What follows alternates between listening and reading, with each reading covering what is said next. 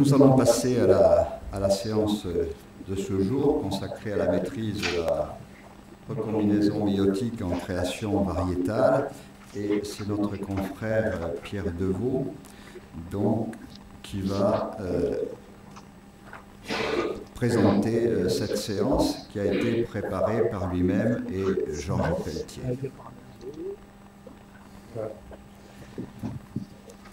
Donc Pierre Deveau de la section 1, Georges Pelletier de la section 6. Alors, Monsieur le Président, Monsieur le Secrétaire perpétuel, Mesdames et Messieurs, donc l'innovation variétale vise à combiner en fait des allèles favorables chez un même individu. L'individu devenant variété est alors produit en masse, souvent par la semence, pour satisfaire la demande des agriculteurs et les besoins du marché. Cette combinaison d'allèles s'opère en croisant des lignées élites, ainsi qu'en apportant de la variabilité génétique originale dans les ressources puisées en fait dans les ressources génétiques. Comme le montre l'étude de Hadjar et de Hodgkin, le recours à ces ressources génétiques a été essentiel pour amener des sources de résistance à des prédateurs, surtout chez 4 espèces, en particulier donc le blé, le riz, la pomme de terre et la tomate. Plusieurs projets d'investissement d'avenir lancés au début de cette décennie, tels que Breedwheat pour le blé, Acker pour la betterave, ont pour objectif d'identifier des allèles jusqu'à présent inexploités et de les introduire dans les formes cultivées.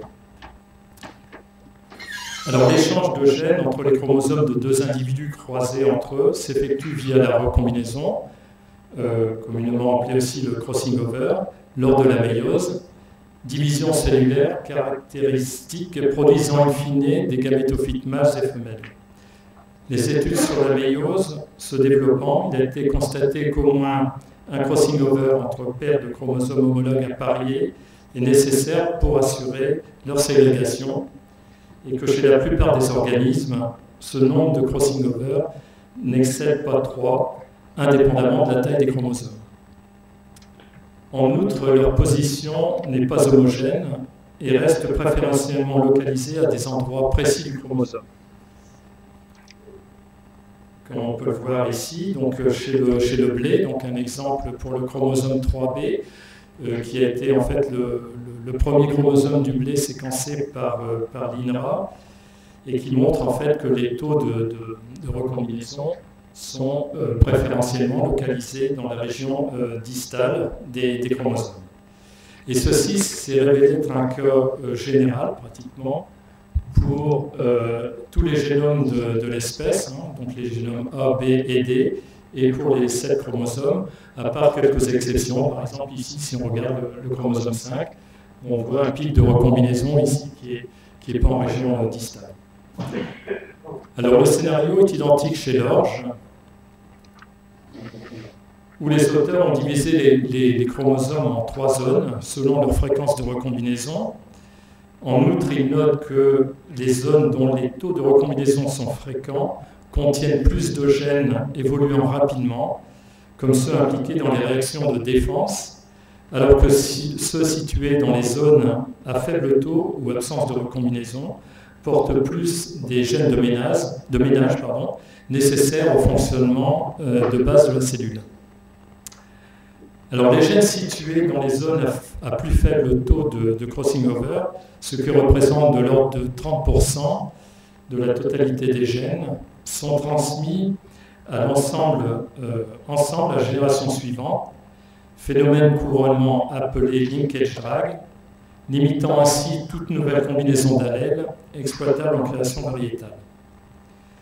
Par ailleurs, les crossing over sont couramment inexistants entre les régions chromosomiques d'espèces apparentées mais différentes, de sorte que dans les descendants des croisements qui les impliquent, subsistent juxtaposés des gènes d'intérêt, comme par exemple des résistances et des stress biotiques ou abiotiques, comme on a vu dans la diapositive précédente, et des gènes indésirables contenant des effets délétères.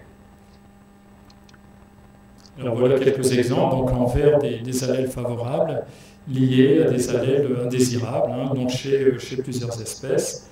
dont le riz, le blé, le blé tendre, le blé dur, l'orge et la tomate. Par exemple, chez le riz, donc je vais prendre quelques exemples pour vous le montrer.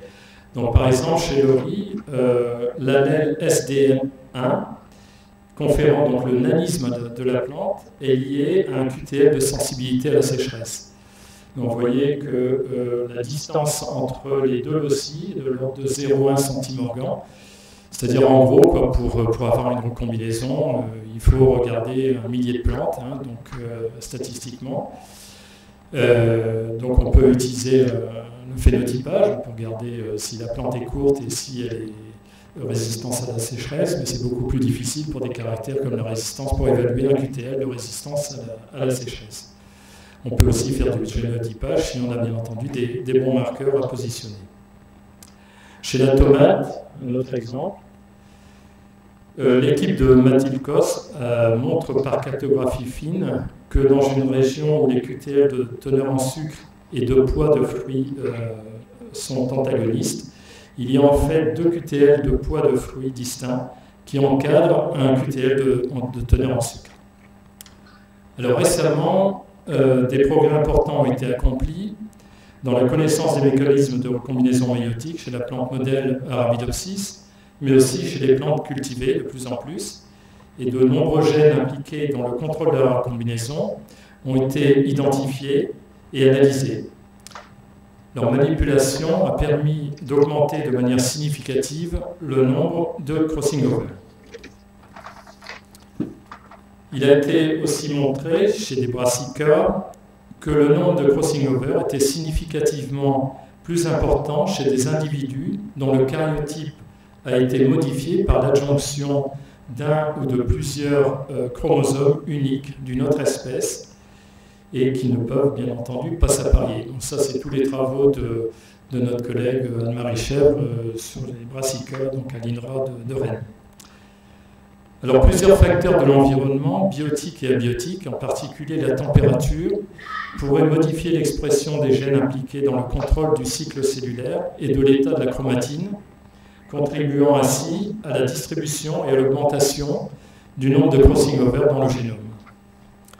Donc il nous est apparu important de faire un état des lieux des avancées récentes dans la connaissance des facteurs influençant la recombinaison méiotique, dont dépend l'efficacité des méthodes de la sélection faisant appel, bien entendu, aux hybridations. Ces avancées sont le résultat d'études sur des micro-organismes, des plantes, des animaux, avec leur convergence, leur spécificité, mais aussi leur complémentarité. Alors nous avons demandé à Denise Ziegler, directeur de recherche émérite au CNRS, de nous présenter les mécanismes généraux de recombinaison méiotique, puis Raphaël Mercier, directeur de recherche à l'Institut Jean-Pierre Bourgin de l'INRA de Versailles, nous exposera comment, à partir de l'étude de gènes qui limitent la recombinaison méiotique, il est possible d'augmenter significativement le nombre de crossing over. Le troisième exposé, présenté par Luc Ramsey, généticien de l'orge au James Hutton Institute en Écosse, témoignera de l'influence des facteurs du milieu, en particulier la température, sur la recombinaison méiotique. Les applications seront illustrées chez les plantes, comme annoncé dans le titre de la séance. Enfin, notre confrère Georges Pelletier, directeur de recherche à l'INRA de Versailles, tirera les conclusions de cette séance en évoquant les perspectives scientifiques et appliquées des recherches sur la recombinaison méiotique chez les plantes. Enfin, donc avant de donner la parole à Denise, je voudrais remercier tous les collègues qui ont pu me donner des informations pour monter cette séance, en particulier donc Mathilde Kos de Montfavet, Anne-Marie Chèvre de Rennes, Christine Mézard de Versailles, Étienne Pau et Pierre Sourdy de Clermont, et puis nos amis anglais, donc Case Edwards de l'Université de Bristol et Ian Anderson, donc l'Université de Cambridge, et puis Beat Keller qui travaille sur l'orge à l'Université de Zurich. Donc je vais passer la parole à Denise. Merci.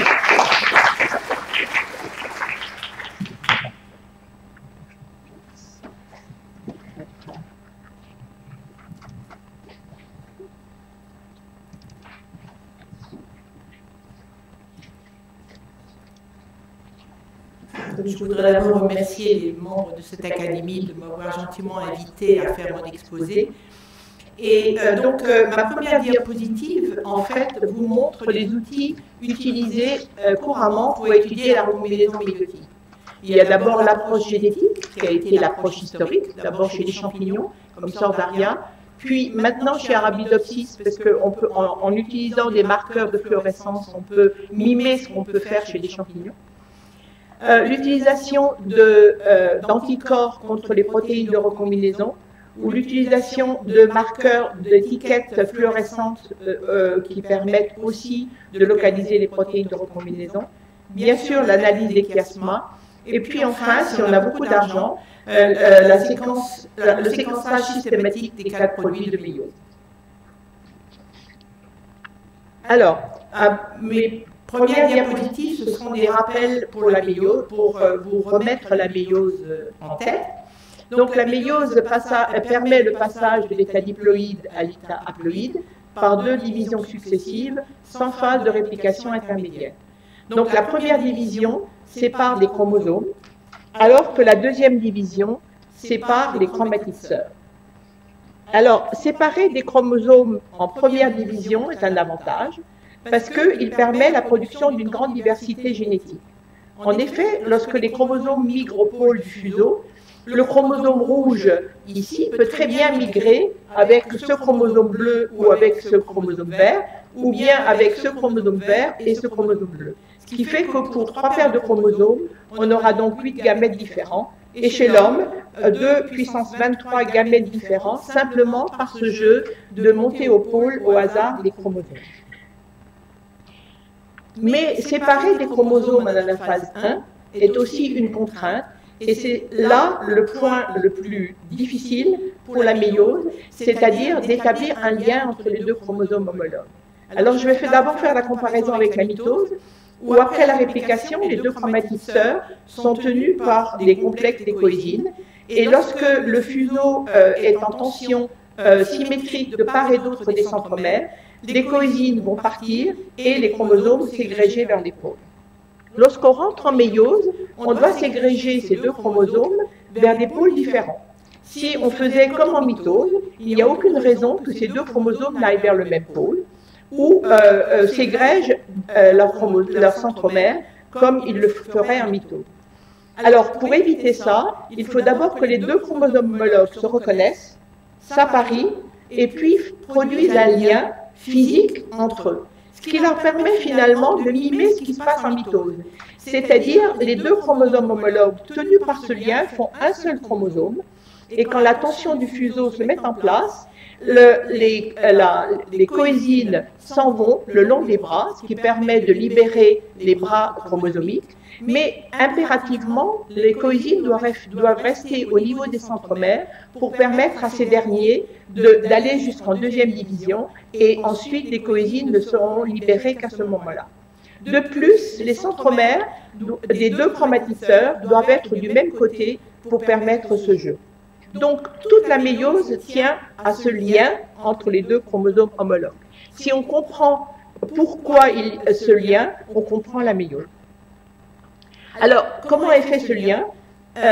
Comme vous l'a expliqué Pierre tout à l'heure, il est fait par la recombinaison homologue réciproque, donc un échange au niveau de l'ADN et un échange au niveau des bras, que l'on voit très bien ici au niveau des chiasmas.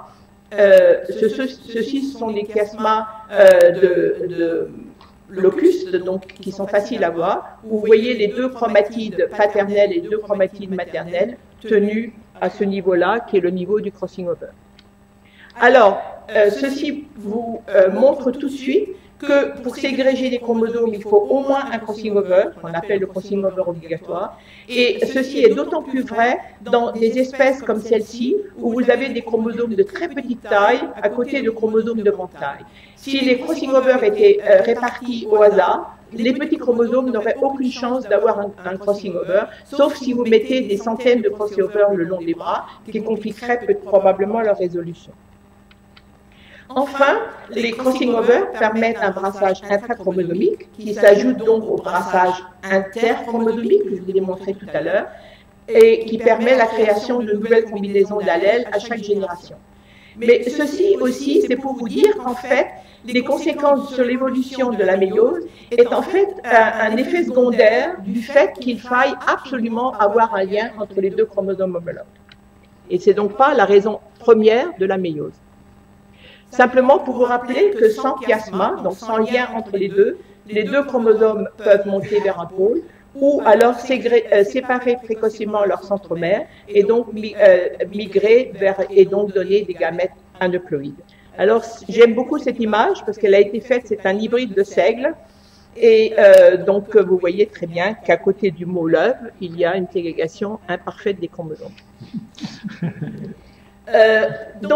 Recombiner nécessite d'abord d'induire des cassures double brin, parce que si vous voulez réparer, il faut d'abord avoir des cassures.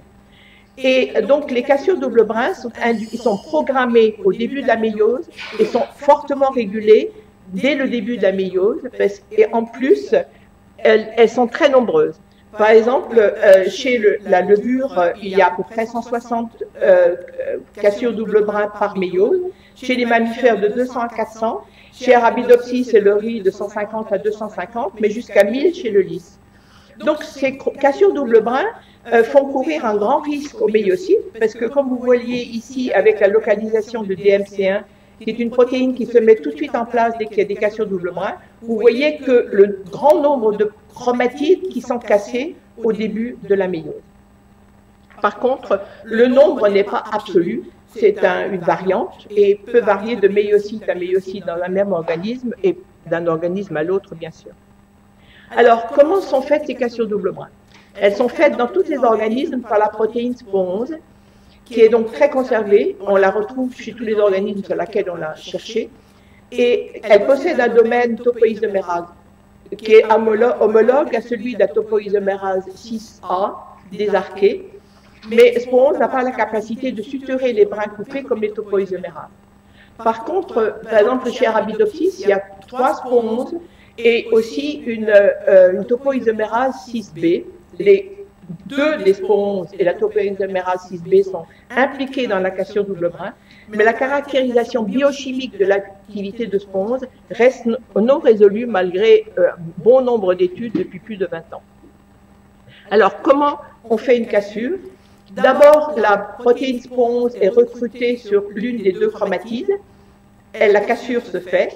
Le complexe MR11 RAD50 XRS2 SAE2 coupe en 3' derrière la cassure, ce qui permet de larguer la protéine SPO11 de la chromatine, parce qu'elle doit absolument partir de la chromatine pour permettre de libérer des brins simples, de l'ADN simple brun pour la suite des opérations.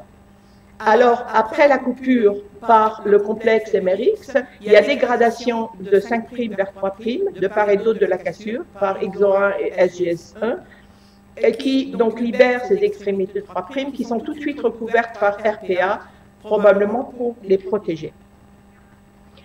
Alors, ça c'est simplement un exemple pour vous montrer en fait une expérience simple que nous avions fait chez le champignon Sordaria, pour vous montrer que ce n'est pas SPO11 qui est responsable des crossing over, mais que ce sont bien les cassures. Donc en absence de SPO11, vous avez que des univalents, une délégation au hasard des chromosomes et des gamètes anormaux. Par contre, si vous remplacez SPO11 par des cassures double brin exogènes avec des rayons gamma, vous restaurez l'appariement et la formation de gamètes, et une expérience qui montre que ce sont bien les cassures qui sont en charge et non pas SPO11 per se. Alors, l'autre question qu'il faut se poser, c'est où ont lieu les cassures. Alors, simplement pour vous rappeler qu'en méiose, la chromatine est organisée en boucle. Ici, c'est une photo de microscopie électronique qui vous montre l'axe du chromosome avec les boucles, représentées ici en schéma. Ces boucles sont attachées sur un axe qui est formé de coésine et de condensine et de topoisomérase 2. Et la taille des boucles est proportionnelle à la taille du génome. Par exemple, vous auriez une boucle comme ça pour la levure et une boucle qui dépasse 3 fois l'écran pour le lys. Alors, les cassures, elles, sont initiées sur l'ADN des boucles. Et c'est une protéine spécifique, SPP1, qui est un membre du complexe Compass, qui interagit avec l'histone H3K4 triméthylé et en même temps interagit avec une protéine MER2 qui est située sur l'axe. Donc elle permet de ramener l'endroit où spore 11 est localisé vers l'axe. Et la cassure elle-même ne se fait que lorsque cette boucle est ramenée sur l'axe.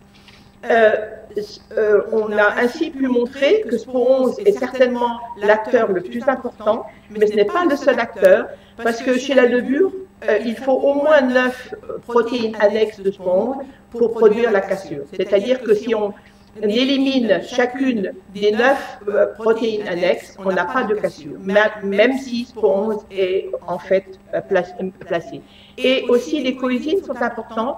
Donc l'axe chromosomique joue un rôle important dès le début de l'initiation de la recombinaison.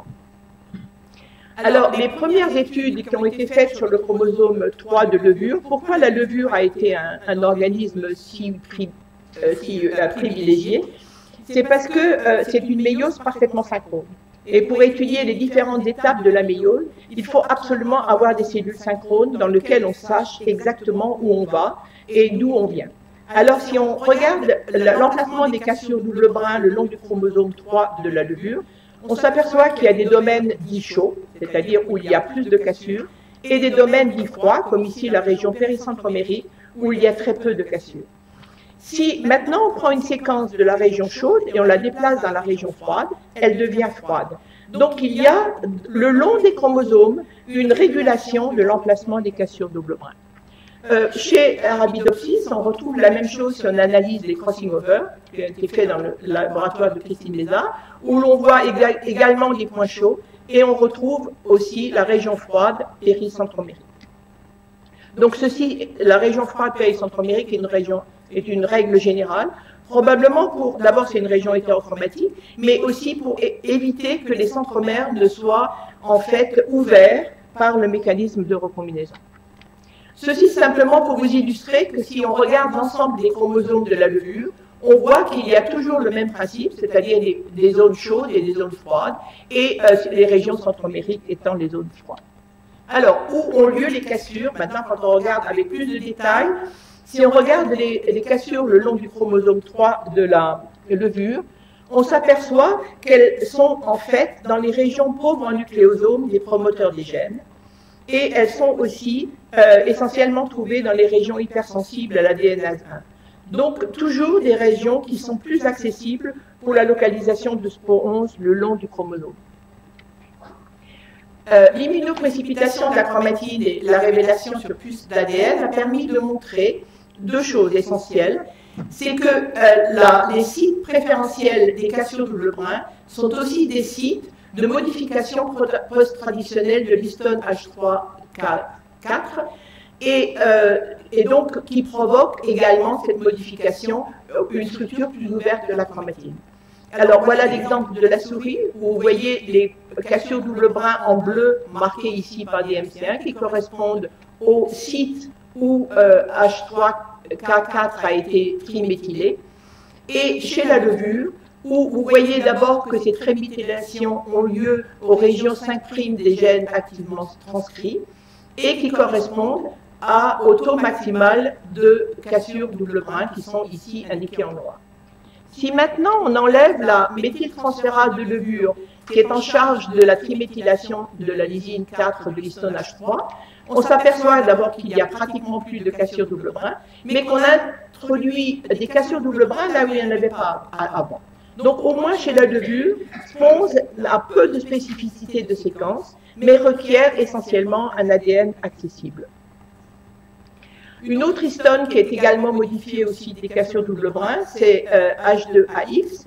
Alors illustré ici chez la souris, vous voyez que chacune des lignes de la présence de cette protéine est un site de cassure double brin qui est conforté par la même analyse, toujours chez la souris, avec des MC1 qui se met tout de suite dès que la cassure est faite. Se met sur les chromosomes dès que la cassure est faite. Alors, j'ai dit tout à l'heure qu'il n'était pas séquence spécifique. Ce n'est pas vrai chez la souris et l'homme. il y a des séquences qui sont spécifiquement reconnues par la méthyltransférase PRDM9, qui se lie à l'ADN par ses motifs bois de zinc. Et donc, c'est le même principe, c'est-à-dire qu'il change la chromatine, donc l'ouvre davantage, permet une accessibilité plus grande pour la protéine SPON. Et c'est vrai chez la souris et l'homme, mais ce n'est pas vrai chez tous les mammifères. Par exemple, chez le chien, on n'a pas retrouvé ces séquences, et on n'a pas retrouvé ces séquences ni chez les plantes, ni chez les champignons. Enfin, les cassures double brin ne sont pas localisées dans les mêmes domaines que les coésines. Ici, la coésine REC8, qui est méiospécifique, qui est clairement enrichie au niveau du centromère, alors que les cassures double brin sont, elles, plutôt localisées au milieu des bras. Finalement, le nombre de cassures double brin ainsi que l'endroit où ils sont placés le long des chromosomes peut être modulé par la taille de l'axe chromosomique. J'ai pris ici l'exemple de la condensine 1 de Caenorhabditis elegans. En absence de cette condensine, l'axe est plus long, il y a plus de cassures double brin, et en plus, ces cassures ne sont plus localisées au même endroit que dans la souche sauvage. Donc, vous voyez qu'il y a plusieurs façons de moduler l'emplacement des cassures double brin. Alors, comment sont-elles réparées? Alors, les simples brins 3' de tout à l'heure, la protéine RPA est remplacée par RAD51 et DMC1. L'un des brins va envahir la chromatide homologue, l'autre brin est retenu par les coésines, et après invasion, il y a donc resynthèse d'ADN, mais cette fois-ci en utilisant la chromatide homologue comme matrice et non pas la chromatide sœur. Donc, la synthèse se poursuit sur les deux extrémités. Ensuite, il y a capture du deuxième brin, ici, qui est relâché par rapport à la coésine, et ce qui forme ce qu'on appelle une double jonction de Holliday, qui, lorsqu'elle est coupée, donnera un crossing over, et donc un changement de continuité des chromosomes paternels et maternels qui étaient au départ. L'autre voie de réparation, c'est la voie des non-crossing over. Donc, on commence comme pour la voie des crossing over, mais cette fois-ci, une fois que le simple brin a envahi la chromatide homologue, elle est rééjectée vers la chromatide de départ. Il y a de nouveau synthèse, et cette fois-ci, il y a maintien de la continuité des chromosomes, mais il y a introduction d'hétérologie. Donc là aussi, on peut avoir des variations au niveau des chromosomes et donc au niveau de l'espèce. Alors, l'autre particularité de la méiose, qui est absolument indispensable, c'est que la réparation des cassures de brin se fasse vers la chromatide du chromosome homologue et non vers la chromatide sœur, comme ça se passe en mitose quand il y a des cassures double brin. Alors, il y a plusieurs protéines appliquées. Là, je vous donne l'exemple de la protéine MEC1. Lorsqu'elle est absente, toutes les cassures sont réparées vers la sœur. Elles sont donc bien réparées, mais elles sont absolument inutiles pour avoir une ségrégation correcte des chromosomes. Alors, l'autre question qui se pose, pourquoi faire autant de cassures double brin pour si peu de crossing over? En effet, chez le riz, il y a environ 200 cassures double brin pour 21 crossing over. C'est la même chose pour les spermatozoïdes de souris. Et c'est vrai aussi pour la levure, où il y a un peu plus de crossing over. Donc, une des réponses est venue par l'analyse, et ça c'est pour vous montrer qu'en fait c'est toujours important de faire l'analyse sur plus d'espèces que simplement sur 2-3 espèces modèles. Quand on regarde ce qui se passe chez le nématode Caenorhabditis elegans ou la femelle de Drosophile, on voit que le nombre de cassures double brin est seulement 2 fois plus élevé que le nombre de crossing over. En fait, la différence avec tous les autres organismes, c'est que dans ce cas-là, l'appariement a lieu avant la formation des cassures double brin. Donc l'hypothèse avancée, c'est qu'en fait, il faut beaucoup de cassures double brin pour permettre l'appariement. Et si on regarde au microscope électronique ce qui se passe au début de l'appariement, on voit qu'il y a des ponts entre les deux chromosomes homologues. Et donc, on peut très bien penser qu'un certain nombre de ces ponts vont effectivement être des crossing over, et donc former des crossing over et donc permettre la ségrégation correcte. Les autres ponts vont faire des non-crossing over, mais ils ont permis à la base la recherche de l'homologue et donc l'appariement le long des chromosomes. Et ceci est certainement vrai dans toutes les espèces à grands chromosomes, comme par exemple les plantes. Alors, ceci me permet aussi de faire un autre point, c'est qu'il y a un lien étroit entre la recombinaison et l'appariement. Et donc, essentiellement, avec le complexe synaptonémal, qui est la structure d'appariement spécifique de la méiose. Donc, lorsque vous regardez au microscope photonique un pachythène, donc vous voyez les deux homologues parfaitement appariés, au milieu, au microscope électronique, vous voyez cette structure tripartite, qui est formée d'un élément latéral qui est, lui, sous le complexe des coésines, donc pour un des couples de chromatides, et pour l'autre chromosome homologue, la même chose. Entre les deux, il y a un élément central qui est équidistant des deux éléments latéraux et des filaments qui traversent et qui maintiennent cette structure à 100 nanomètres. Alors pourquoi avoir cette structure? D'abord, elle se forme en même temps que se forment les différents stades de la recombinaison. Les éléments latéraux sont formés au moment des cassures double brin. Au moment de l'invasion du simple brin, l'élément central commence à se former. Et si on n'a pas cette invasion, on n'a pas d'élément central. Et enfin, le complexe est complet de télomère à télomère, probablement pour permettre en fait la résolution, la formation des doubles jonctions d'Holliday et la résolution des crossing over. Enfin, le chiasma s'en va, le complexe s'en va, sauf au niveau des chiasmas au moment du diplotème. Alors, il y a donc un lien entre les protéines de la recombinaison et l'appariement. Alors, ceci, je vous l'ai illustré ici par mon champignon préféré qui est Sorzaria. Donc, en absence de sponge, je vous ai dit, il n'y a ni reconnaissance des chromosomes, ni appariement. En l'absence de MER3 qui est impliqué dans ce stade de l'invasion MSH4 MH5, il n'y a pas d'appariement. Chez le champignon et les mammifères, c'est pas vrai chez les plantes supérieures. Chez les plantes supérieures, il y a appariement quand ces trois protéines sont absentes. Donc, c'est pour à nouveau vous illustrer qu'il y a des différences entre les différents organismes. Enfin, en absence de MLH1, MLH3 et I10, il n'y a pas de crossing over et donc pas formation de chiasma. Et ça, c'est vrai également chez les plantes, malgré cette particularité à ce stade-là. Alors, je vais passer ça.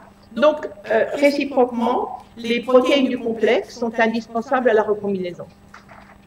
En fait, les protéines de recombinaison et celles du complexe synaptonémal sont d'abord mises en place, les protéines sur l'axe des chromosomes.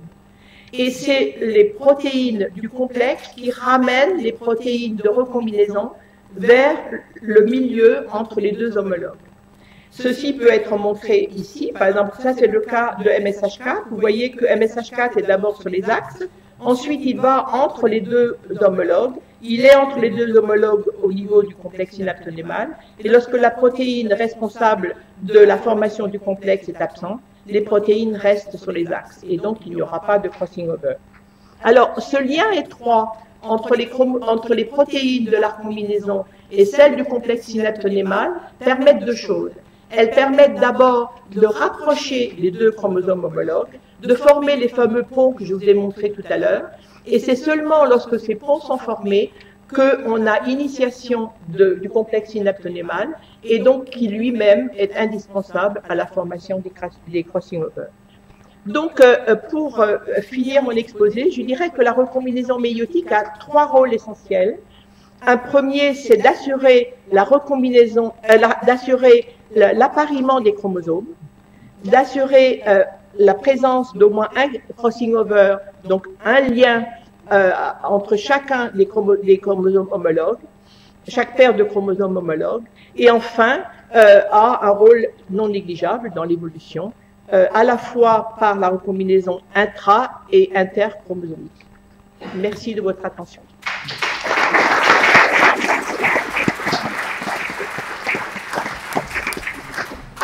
On fera un débat à l'issue des trois exposés, mais est-ce que vous avez une question à poser tout de suite, pendant que vous avez en tête tout ce que vient de nous dire Mme Zickler, à lui poser?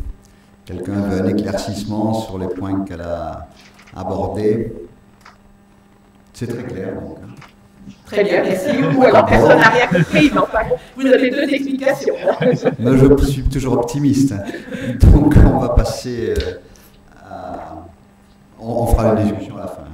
On va passer à l'exposé de M. Raphaël, merci. Oui. Donc, directeur de recherche à l'Institut Jean-Pierre Bourget.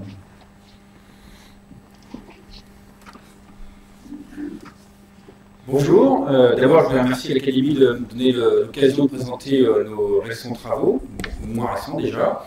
Et je vais proposer deux aspects de la recombinaison et de la manipulation de la recombinaison, parce que du point de vue très réductionniste que je suis un biologiste moléculaire, l'amélioration des variétés, c'est mélanger et plus mélanger. On mélange pour faire une bonne combinaison qui nous intéresse, puis on arrête de mélanger pour en faire une variété et le produire à une échelle plus industrielle.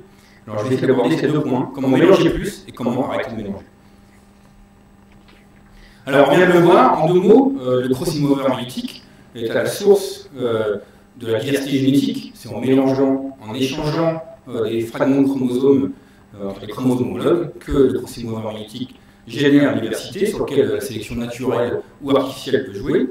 Et puis, comme Denise vient de vous l'indiquer, les crossing over ont aussi un rôle mécanique. Vous voyez ici sur un chromosome de ribosome de connexion entre les chromosomes homologues et qui est absolument requis chez la plupart des espèces pour une bonne distribution des chromosomes et donc pour la fertilité et pour l'éviter des chromosomes aneuploïdes et donc la stabilité des génomes intergénération. Donc c'est vraiment les deux aspects essentiels du crossing over que je vous présente ici par cet échange. Je pense qu'il illustre bien les deux aspects. On crée ici un nouveau chromosome qui n'a jamais existé avant, qui est à la fois rouge et bleu, et on crée un lien physique entre ces chromosomes qui est essentiel pour leur bonne distribution et la production de gamètes viables. Alors, quand on regarde la distribution de ces crossing over le long des génomes d'eucaryotes, ils sont tous sauf distribués aléatoirement.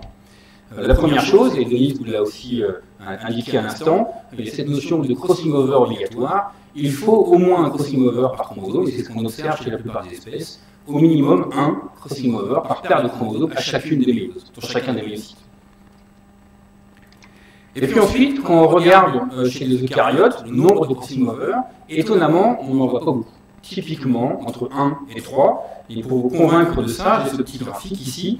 Alors, sur ce graphique sont représentés des chromosomes d'eucaryotes le plus divers possible. Et chaque point est un chromosome.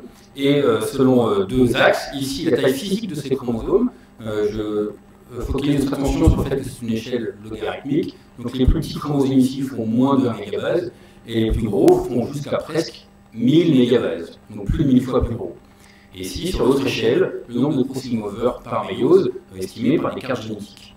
Et la première chose que je voudrais vous montrer ici, c'est que la grande majorité, à peu près 80% des chromosomes d'eucaryotes, ont entre 1 et 3 crossing over par méiose. C'est très peu, c'est très proche de cette limite minimale physique de 1 par chromosome.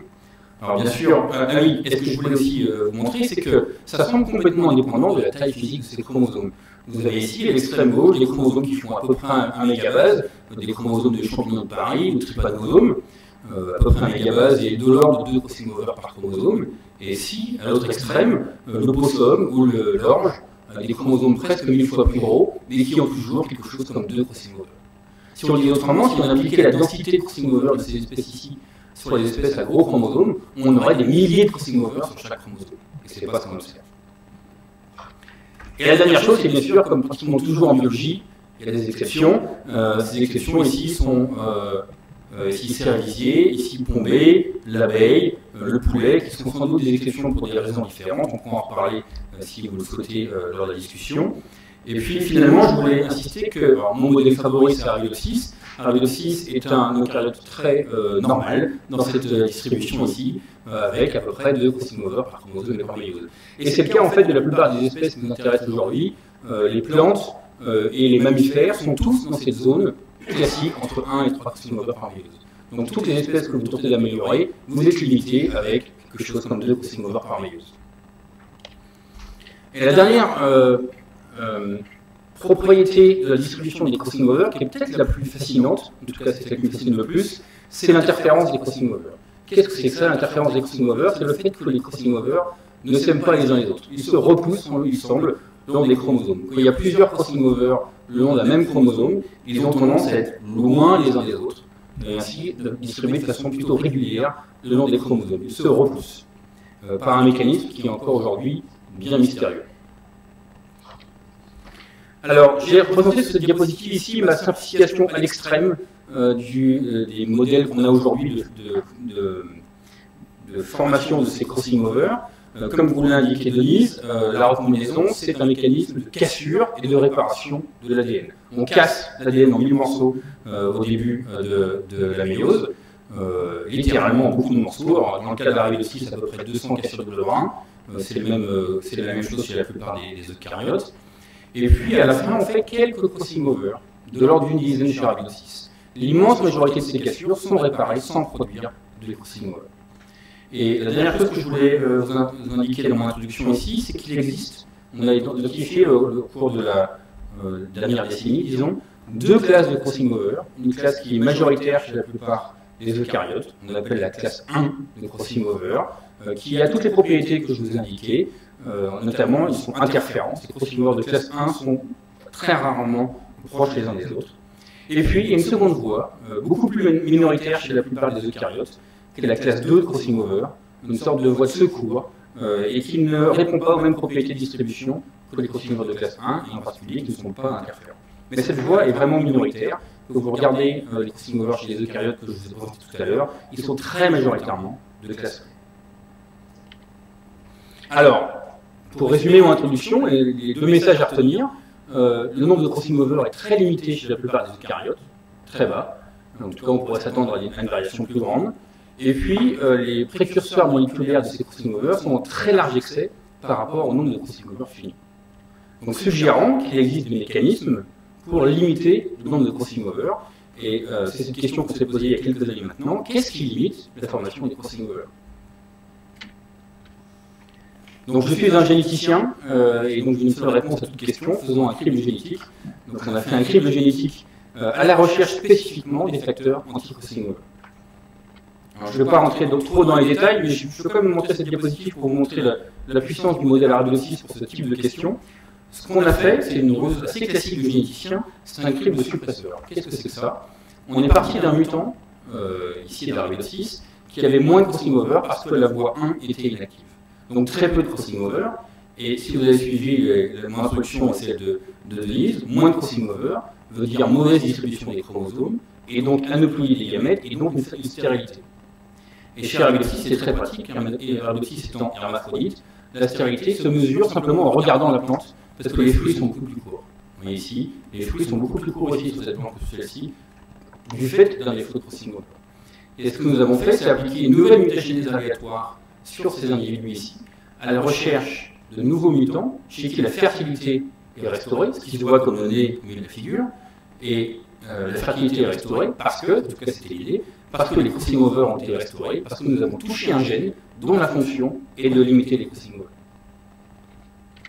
On a fait ça à une échelle presque industrielle maintenant, et ça fait quelques années qu'on fait ça.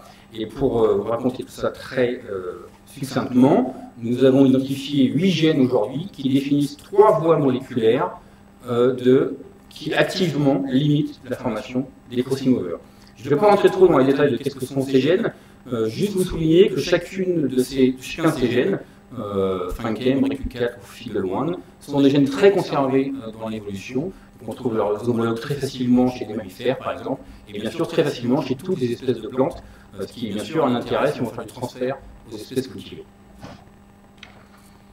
Alors, de nouveau, un résumé très rapide d'un certain nombre de données. Qu'est-ce qui se passe dans ces mutants? Dans ces mutants, on a une augmentation de la recombinaison, on éteint ces gènes, et dans tous les cas jusqu'à présent, il se passe la même chose dans ces différents mutants. Il y a une augmentation très forte de la classe 2 de crossing over.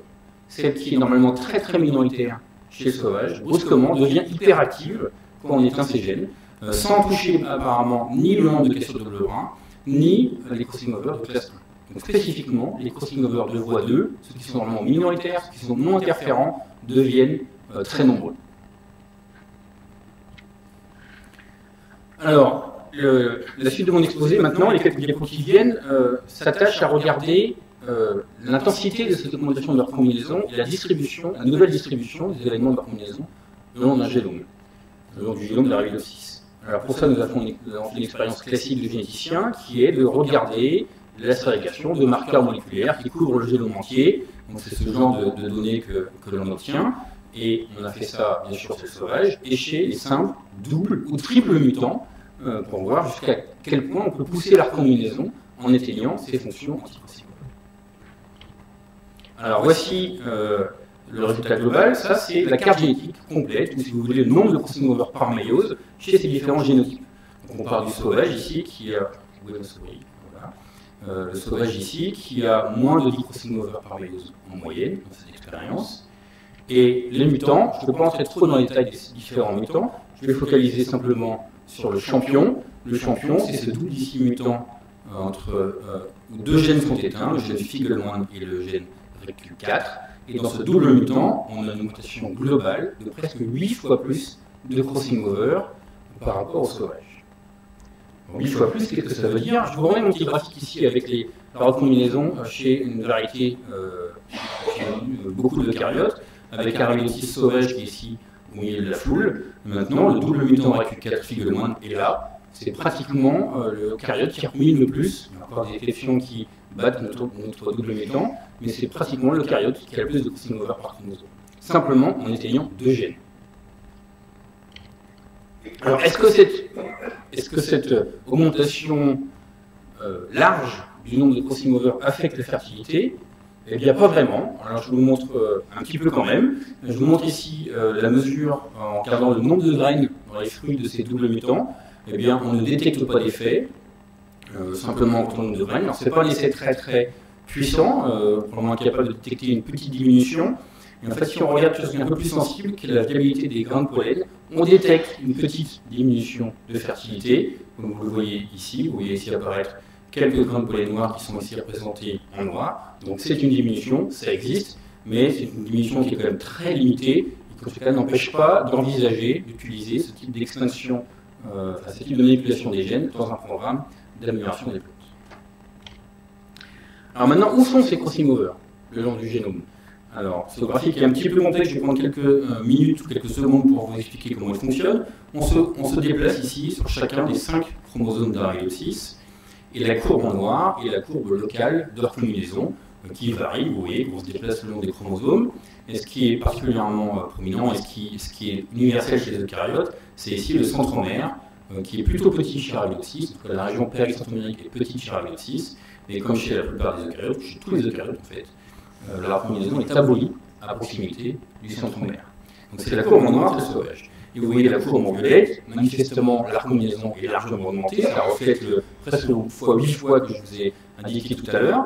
Et ce que vous pouvez noter l'important, c'est que plus on s'éloigne du centromère, plus l'effet est fort, et en particulier, on ne détecte aucun effet au cœur du centromère ou dans la région proche du centromère. Donc ce qui suggère qu'on a trouvé effectivement des fonctions qui limitent les crossing over, mais qu'il existe d'autres mécanismes qui limitent les crossing over dans les régions proches du centromère, qui sont indépendants des gènes qu'on a identifiés jusqu'à présent.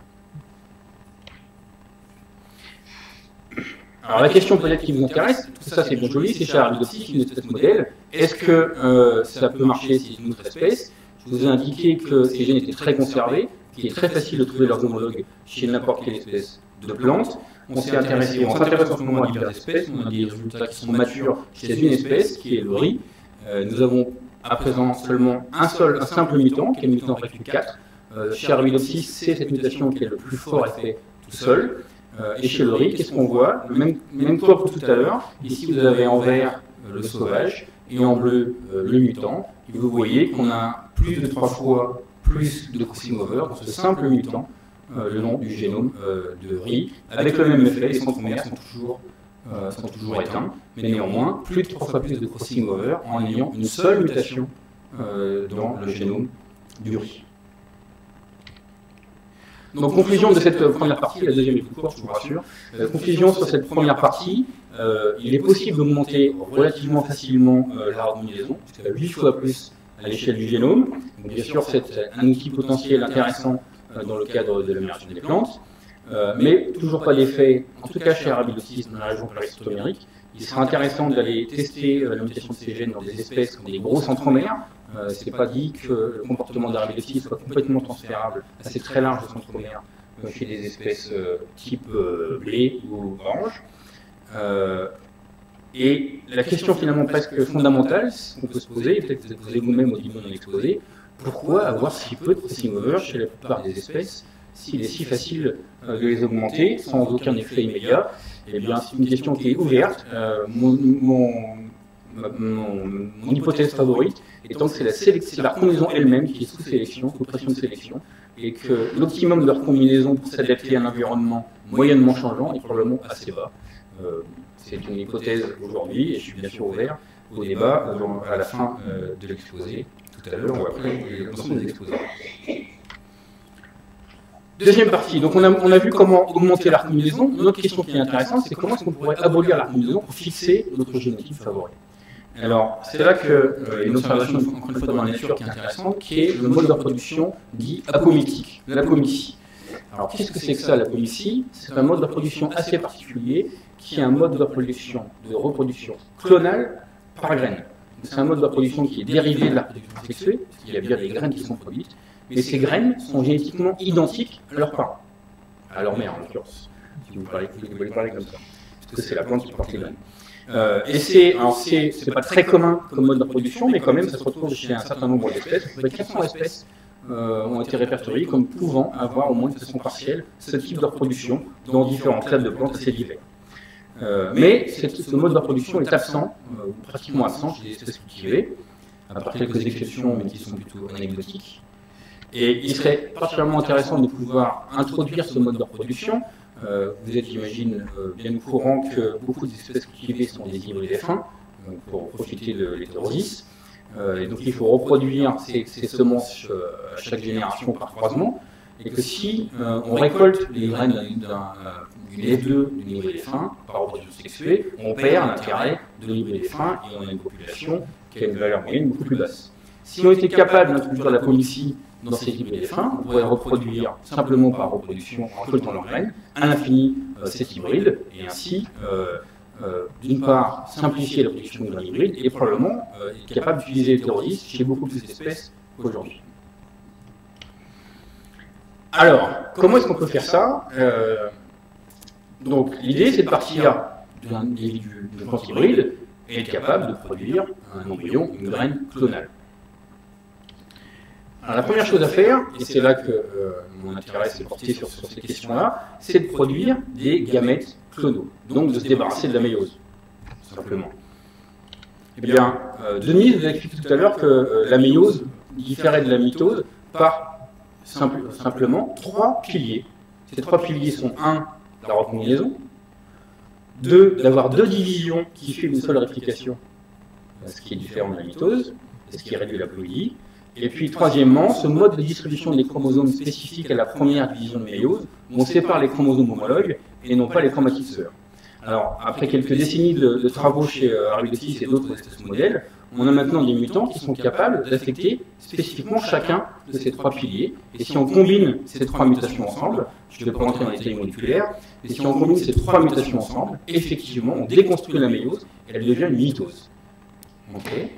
Alors c'est vrai du côté mâle, du côté femelle, ces plantes ici qu'on a appelées maïmi font une mitose à la place de la méiose. Vous voyez, leurs méiocytes font une mitose et produisent des gamètes parfaitement identiques au génome de la plante mère ou père. Alors, qu'est-ce qui se passe dans ces mutants, ces triples mutants qui font maintenant une mitose à la place de la méiose? Il y a toujours de la fécondation dans ces mutants. Et une des fonctions essentielles de la méiose, c'est de réduire la ploïdie entre chaque génération pour la maintenir stable. Donc, ce qui se passe dans ces mutants, vous avez ici cette plante qu'on a appelée maïmi, qui est diploïde avec 10 chromosomes. Elle fait une mitose à la place de la méiose. Génération suivante, elle devient tétraploïde. Elle est toujours de type maïmi. Elle fait une mitose à la place de la méiose.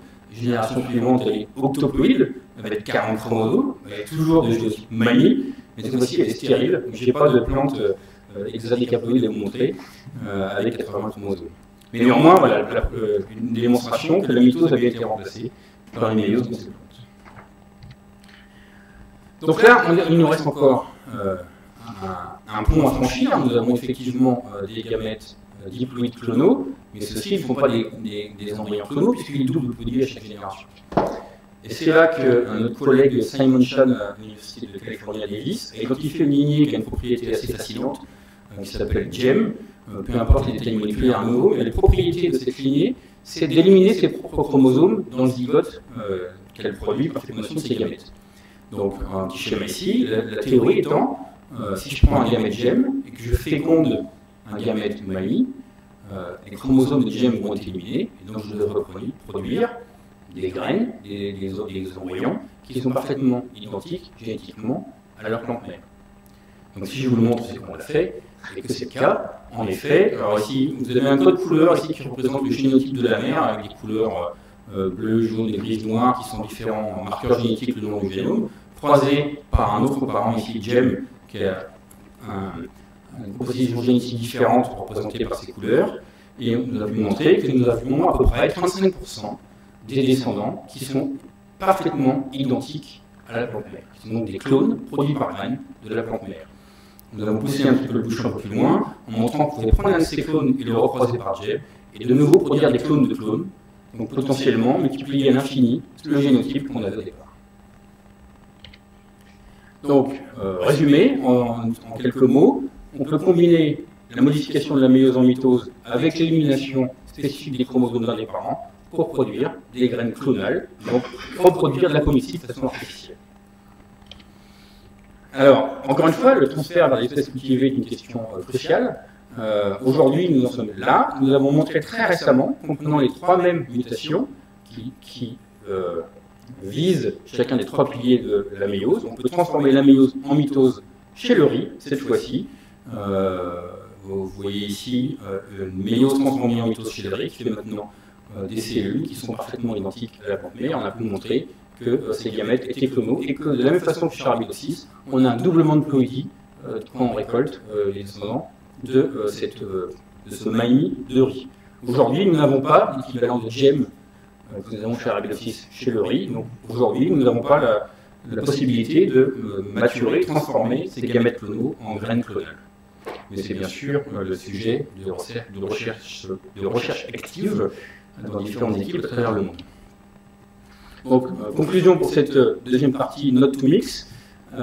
Il est possible de construire artificiellement une reproduction clonale par graine chez une espèce sexuée, et qu'il y a encore des limitations, on est encore loin d'aller au champ, pour diverses raisons. La première, c'est que la fréquence de graines clonales de clones est encore assez faible, de l'ordre de 35%. Alors c'est mieux que 0, on était avant, mais on est encore loin des 99% qu'il faudrait pour que ça soit applicable. Et puis, il nous manque encore aujourd'hui une clé importante, qui est l'induction de l'embryogénèse à partir de gamètes sans fécondation ou sans contribution de l'autre parent chez des espèces cultivées telles le riz ou d'autres céréales.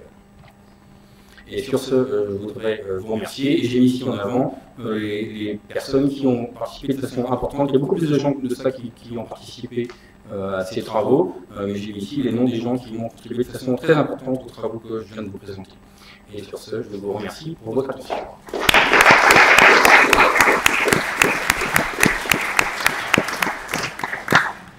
Merci beaucoup. Est-ce que vous avez une question courte d'explication? Après le débat, on fera le débat globalement. Non, vous avez tout compris. C'est parfait, c'était très clair. Tout compris ou rien compris. Mais non, mais non. À tout à l'heure. Donc, nous allons passer à M. Luke Ramsey, donc, de James Hutton Institute en Écosse. Il va nous parler de la recombinaison chez les plantes, contrôle par les facteurs du milieu. En français et en anglais, mix. Là, tout mix. Hein. Alors, je dois dire merci aussi à l'invitation et je veux dire pardon en avance parce que ce titre, c'est la seule partie de la présentation qui est en français. Le reste, c'est tout en anglais, mais en copier, je vais essayer de parler français aussi. Une espèce d'hybride, peut-être. Alors, c'est la combinaison chez les plantes, mais vraiment, je vais parler de la combinaison chez l'orge. C'est la plante que je travaille. Et comme Pierre a dit, c'est un grand génome, mais aussi c'est une belle plante avec des avantages génétiques.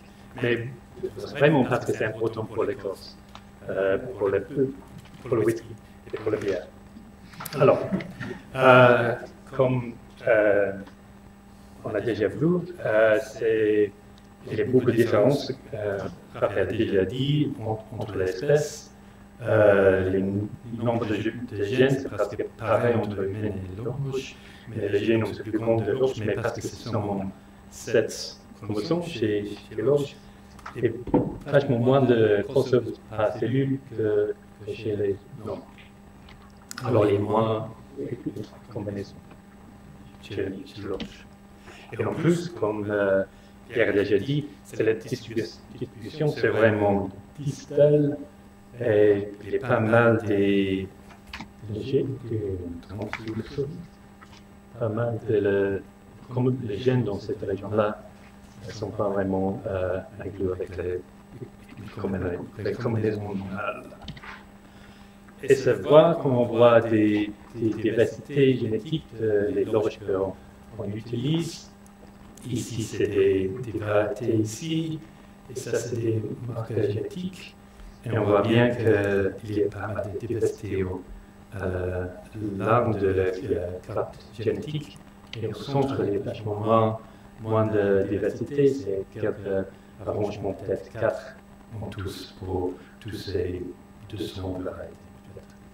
Alors, et ça, c'est important pour l'amélioration parce qu'il y a quand même c'est pas seulement des gènes de comment dire, housekeeping, pour le ménage. Il y a aussi des gènes de résistance et aussi pour la qualité de maths. Alors, pour nous, c'est important. Alors, l'orge fait des méioses bien comme les autres espèces. C'est des beaux photos de ma collègue Isabelle Colla. Et surtout, on voit bien à cet stage-là, il y a des bivalents métaphase, c'est en forme d'un agneau, comme un beignet chez nous. Et c'est une manifestation de cette décombination distale. Alors, on a peut-être des possibilités d'utiliser le stress de température, la chaleur pour changer cette distribution, parce qu'on voit bien dans cet projet avec des collègues à Birmingham, on voit bien à une température un peu plus haute que normal, la forme de cette bivalence n'est pas pareille que normal, pas de cette baignée. Et alors peut-être il y a des récombinaisons dans des autres morceaux de génome. Mais malheureusement, avec cette température-là, il y a moins de graines. Alors, on a essayé de voir cette apparition avec un truc génétique. On fait un croisement entre deux loges. F1, on fait encore un croisement avec un lapéron pour avoir des pas croisement avec dans les deux directions, femelle et mâle. Et cet croisement, même c'était fait à 3 températures normales, un peu plus haut et vraiment pas trop pour l'orge. C'est dans 6 populations pour séparer l'effet le sexe et aussi la température. Ok, donc on voit des cartes génétiques de cette expérience. En fait, il y a un effet de température, mais c'est seulement sur le côté mâle, c'est pas sur le côté féminin. Et c'est une surprise, mais c'était en fait c'est statistiquement significant pour les deux choses, mais c'est vraiment qu'on voit pour un seul chromosome, on voit bien qu'il y a un peu plus de combinaisons, mais c'est surtout sur cette région centrale qui normalement il y a un peu moins. Alors pour nous, c'est peut-être intéressant parce que c'est un moyen d'utiliser un truc assez simple pour changer la distribution de combinaisons. Ok, et on fait la comparaison avec les phases physiques. Et il semble que c'est peut-être on arrive à faire quelque chose d'intéressant. Alors, en fait, avec ces collègues après le Suisse, au Pays de Galles, on voit aussi cette apparition de crossing over dans les régions paranormales. On se voit bien avec les protéines MH3 qui donnent la position de cette recombinaison pour la classe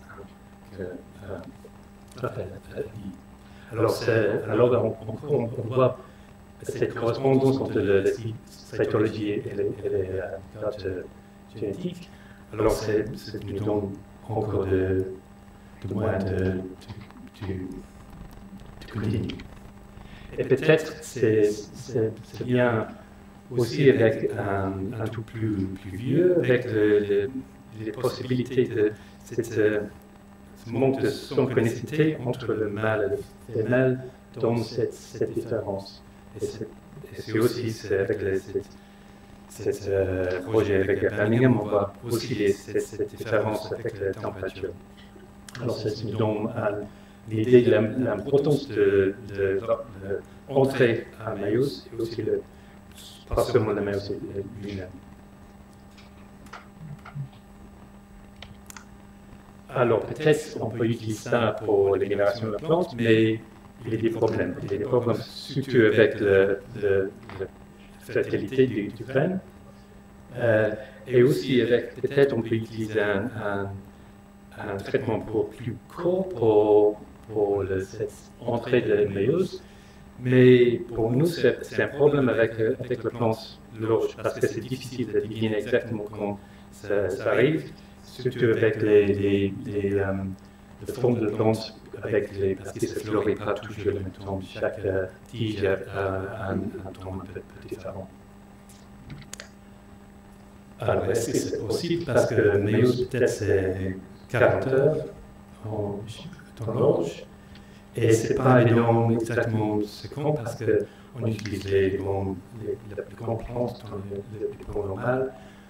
Alors, on changeait pour utiliser un truc de module plus petit pour avoir des plans de vachement plus petits, avec peut-être un ou deux tiges, tout pareil.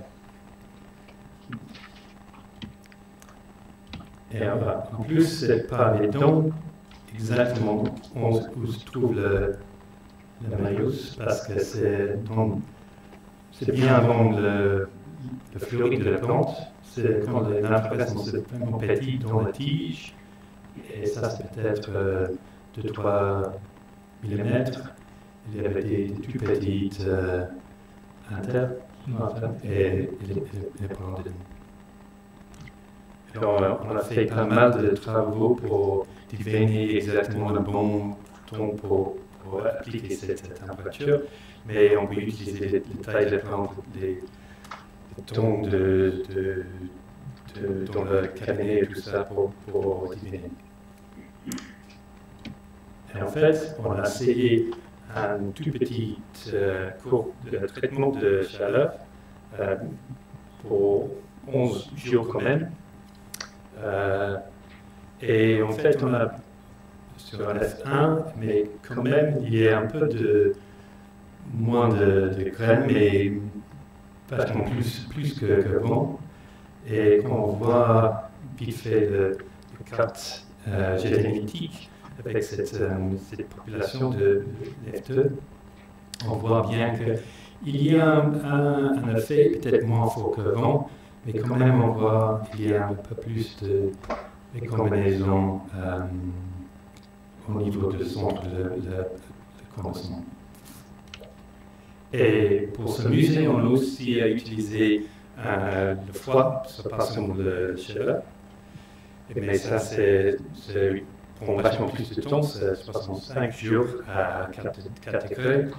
Et ça, la fertilité, c'est impeccable, cette température. Mais en fait, c'est l'inverse. On arrive à avoir un cadre génétique un peu plus petit.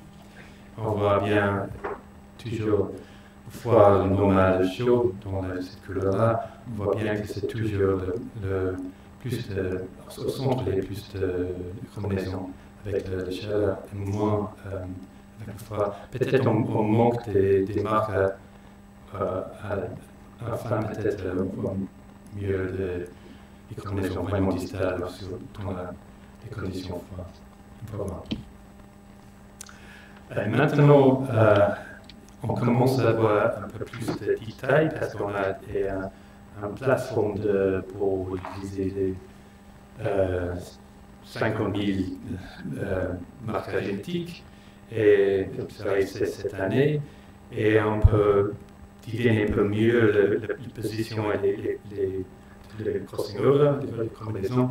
Et on voit bien avec cette expérience avec un cours de chaleur, on a poussé peut-être un peu au niveau de la position physique des combinaisons, mais pas beaucoup. On a changé un peu, mais pas beaucoup. Et c'est peut-être un peu déprimant, mais c'est mieux que rien quand même. Et c'est important de deviner que ce n'est pas toujours la même histoire. Ma collègue le John Innes Center à Angleterre, a fait des études sur le blé, assez célèbres, mais aussi il a vu un effet de température chez le blé, mais c'est l'inverse de l'orge. Ça, c'est des hybrides blé siècle, mais le température le plus bas, c'est en fait le plus de charisma, plus de recombinaison. Ça, c'est sécuré, mais c'est son pH1 aussi, c'est pas l'effet de pH1, alors c'est évidemment quelque chose de différent entre les deux. Mais il avait aussi des problèmes dans cette expérience pour avoir des résultats qui vaguent. Et en fait, il arrive à deviner qu'il y a aussi un autre effet avec des nutriments, les autres, les phosphates, probablement, dans cette open solution. Et quand ça c'est à 20 degrés, dans une condition normale, il y a moins de crossing over qu'avec cette solution de nutriments. Et en fait, cet effet c'est plus grand qu'avec la température. Alors c'est quelque chose qu'on doit essayer, en fait. Et ça, c'est bien aussi qu'on redécouvre des choses, parce que ça, c'est déjà publié il y a longtemps, chez le siècle, et aussi, on voit bien qu'avec plus de phosphate, on a plus de charisma dans ces cellules-là. Alors, pour résumer, tu vois bien que le stress environnemental a un effet sur la recombinaison et surtout sur la distribution des recombinaisons chez l'orge. Et peut-être on peut utiliser un traitement court comme un outil pour l'amélioration des plantes, mais peut-être aussi ces éléments c'est particulier pour chaque espèce et peut-être des autres espèces environnementales comme des phosphates surtout à des potentiels. Mais cette phénotype de recombinaison est plastique et peut être manipulé pour notre avantage. Avec ça, je vais devoir dire merci.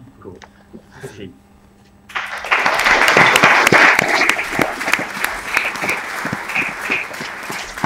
Merci, M. Ramsey. Donc, nous allons consacrer un bon moment au débat. Qui souhaite intervenir?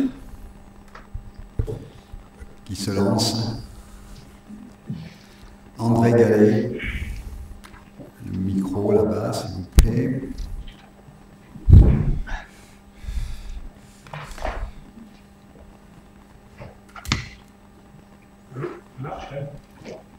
Donc la question, c'est pas peut-être plus à rappeler aussi. Non, ça ne marche pas.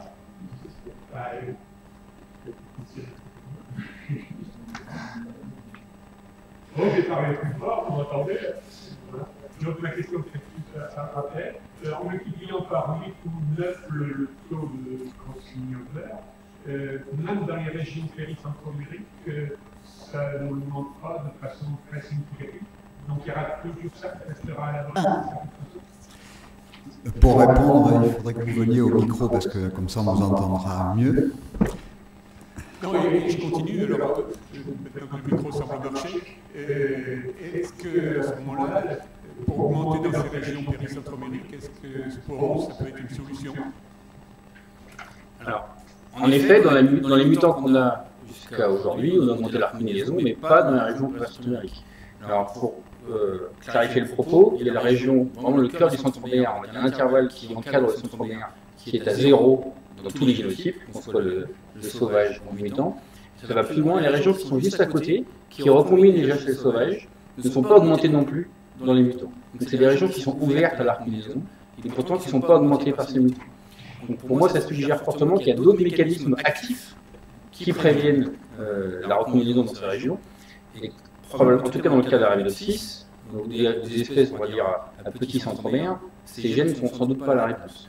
J'attends encore de voir ce qui se passe dans des régions péricentromériques beaucoup plus grandes, de type orge, qui sont peut-être plus diverses que ne l'est la région péricentromérique de Arabidopsis. Donc je ne sais pas à quel point c'est prédictif, mais l'expérience à faire, c'est évidemment d'aller voir comment ces gènes affectent la combinaison dans ces espèces-là.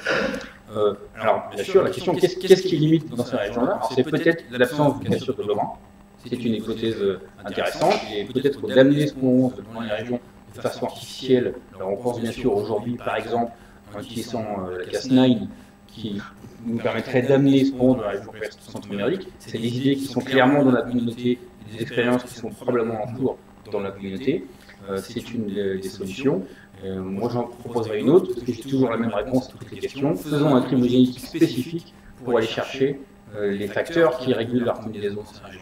Je pense que voilà. C'est clairement l'ouverture d'une nouvelle question fondamentale aujourd'hui.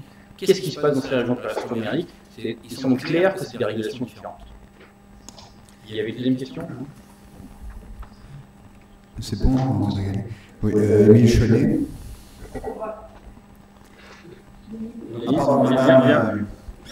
Ziegler veut apporter un complément. Non, il faut mieux qu'on parle au micro parce que comme c'est retransmis, si vous parlez en dehors du micro, on ne prend pas la Pour aller dans le même sens, comme j'ai essayé de montrer qu'en fait, Sponge, pour se localiser, avait besoin d'une région ouverte de la chromatine, et que cette région, par exemple, était, pour le moment, la façon d'ouvrir la chromatine était la triméthylation de l'histone H3K4.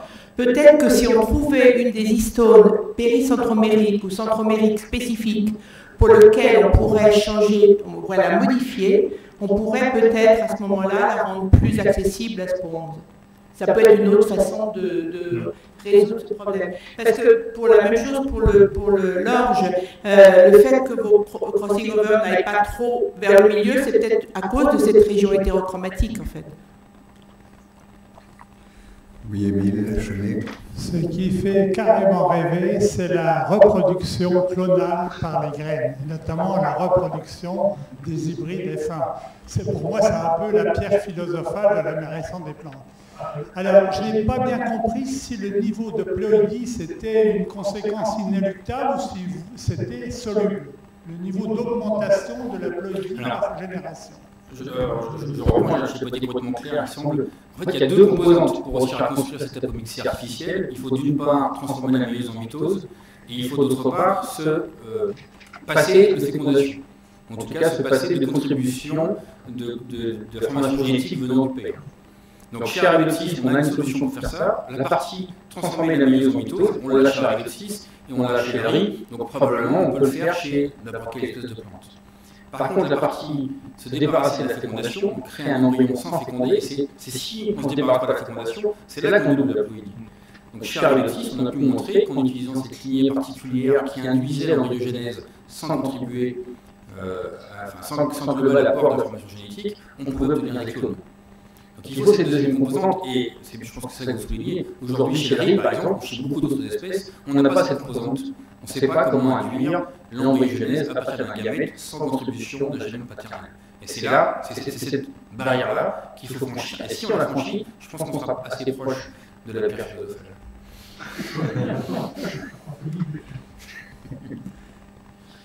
Autre question? Oui.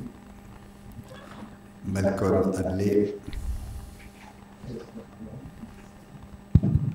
Les trois orateurs sont tous basés dans le secteur public. Et il y a très peu de mentions du secteur privé. On voit de temps en temps le nom d'une boîte privée. Quels sont les types de relations entre vous, chercheurs dans le secteur public, et le secteur privé qui sont, sur le plan pragmatique, les utilisateurs de vos conclusions? Est-ce qu'ils financent votre travail? Quelle est la relation entre, disons, la nature publique Monsieur de Ramsey pourra mieux votre répondre chercheur également. et l'utilisation? Alors, je vais partager mon expérience personnelle et puis je te laisserai continuer. Ça dépend beaucoup de l'acteur privé. J'ai deux types de relations avec l'acteur privé. Vous avez peut-être noté à la fin de mon diaporama qu'une partie de mes recherches sont financées par Rick Suzanne, un semencier hollandais, qui est une des rares, et je tiens un appel en fait au privé dans la salle, une des rares entreprises privées qui prend le risque de financer très en amont de la recherche. Donc, ils financent de la recherche fondamentale, des crises génétiques chez Arabidopsis. Et jusqu'à présent, c'est le seul privé que j'ai rencontré qui était prêt à aller jusqu'au de chercher, enfin à investir autant en amont. Après, alors le bout de la chaîne, le côté plus pragmatique, eh ben, on essaie de, je pense que tout le monde est au courant ici, que c'est compliqué de remplir cette vallée de la mort entre, c'est pas moi qui ai l'expression, entre le concept qu'on met en point, par exemple sur Arabidopsis, et l'application. Et là, on essaie de se rapprocher parce que l'expérience du milieu, personne ne l'a fait en gros. Et donc, c'est ce qu'on essaie de faire en ce moment, avec ce que je vous ai montré à la fin. Je montre chez Arabidopsis. Ce que je vais montrer chez Arabidopsis, c'est l'augmentation de leur combinaison. J'espérais que les entreprises privées se jetaient dessus et feraient les mutants eux-mêmes dans leurs espèces favorites pour aller voir. Et la réponse que j'ai eue, c'est montrez-nous d'abord que ça monte chez la tomate ou que ça monte chez le riz, et après on s'intéresse. Donc là, on est en train de montrer que ça marche chez le riz, et chez la tomate et chez le pois. Et j'espère que cette fois-ci, on aura reconnecté les deux berges par un pont solide. Monsieur Ramsey. Je peux dire aussi que l'étudiant qui fait pas mal de ce travail-là était financé par l'EU, mais il y avait des collaborations avec deux maisons privées de migration, KWS et SIS Harvard. Mais le boulot, le travail il a fait là, c'est privé, alors je ne peux pas. Autre question? Oui, Madame Dosbar. Je voulais poser une question à M. Ramsey. Vous avez indiqué. Pardon. Je voulais poser une question à M. Ramsey. Vous avez indiqué qu'il y avait des facteurs qui intervenaient sur la fréquence des crossing over en fonction du milieu, par exemple la température ou les phosphates. Est-ce que vous connaissez d'autres facteurs qui peuvent aussi intervenir ou est-ce que c'est connu dans la littérature? Il y a sûrement pas mal des facteurs d'environnement qui va avoir un effet. En fait, c'est une interaction entre l'individu et l'environnement, et peut-être c'est une espèce de sélection pour un niveau de recommandation maximale pour cet environnement. Parce qu'on voit bien que c'est entre l'espèce côté de l'autre, comme Borbosum, protéine Borbosum, il y a une autre distribution de recommandation, mais c'est parce que c'est pas un hybride plutôt qu'un hybride, c'est une autre façon de diriger ce génome. André Gallet.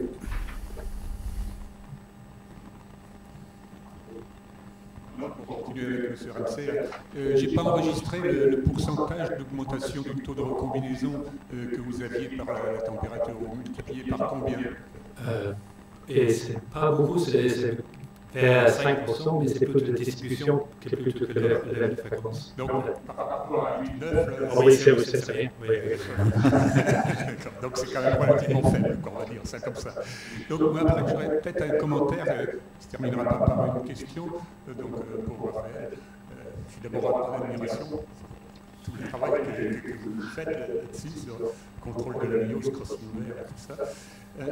Mais je pense aux applications en amélioration des plantes, en supposant qu'on arrive à bien maîtriser et tout ça. Où c'est qu'on va le situer dans un schéma d'amélioration des plantes?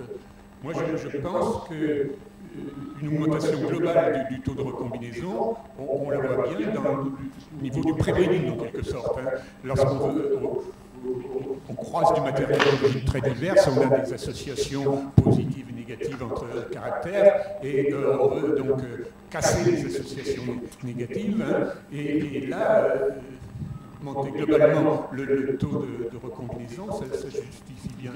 Alors après, lorsque on a affaire à du matériel plus évolué, plus proche du matériel élite du sélectionneur, quand le sélectionneur fait du croisement entre lignes élites, là, après, l'augmentation du taux de recombinaison, il y a quand même déjà des calculs de fait là-dessus, montre que ça dépend des états de liaison, justement, entre les gènes. S'il y a plus d'associations défavorables, les plus liées avec les moins que de plus, par exemple, on a intérêt à augmenter le taux de recombinaison pour casser ça. Autrement, je pense que dans le matériel élite, le sélectionneur aurait plus besoin, lui, d'une augmentation ciblée du taux de recombinaison dans certaines zones. Et un exemple d'intérêt de l'augmentation ciblée, c'est quand on fait du backcross, où on voudrait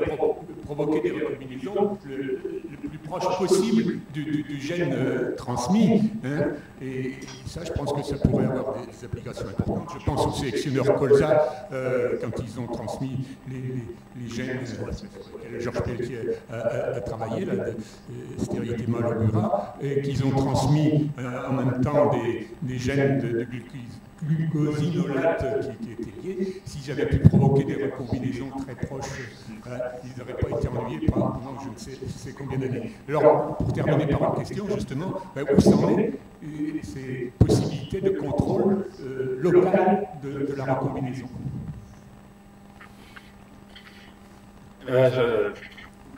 C'est les travaux qui sont en cours. Je ne crois pas qu'il y ait, à ma connaissance aujourd'hui, il n'y a pas de démonstration de capacité à diriger spécifiquement la recombinaison myétique des endroits précis du génome. C'est clairement des choses qui sont en pleine ébullition.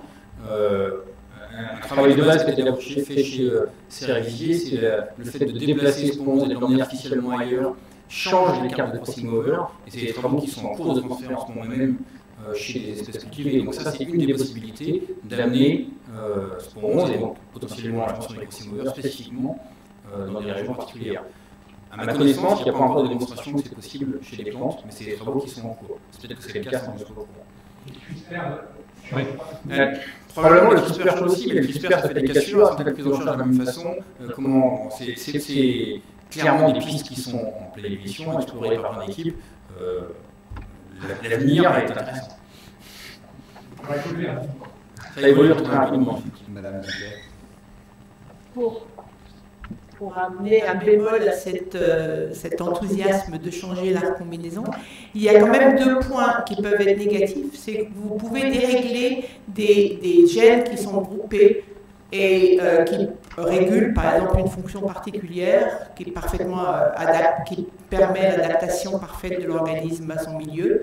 Et vous pouvez la dérégler si vous augmentez le nombre de crossing over. Donc je pense que c'est un peu un jeu qui peut être un peu ambigu, disons. L'autre chose, c'est que lorsque, par exemple, j'ai fait l'expérience sur mon champignon en utilisant des cassures double brin exogènes de rayons gamma, on peut donc augmenter la recombinaison. On augmente le nombre de crossing over sans problème. Mais on se rend compte que ces crossing over ne sont plus régulés du tout. C'est-à-dire qu'ils peuvent se faire n'importe où dans le génome. Et donc, quand ça se passe bien, quand il n'y en a pas trop, on arrive à des gamètes normaux.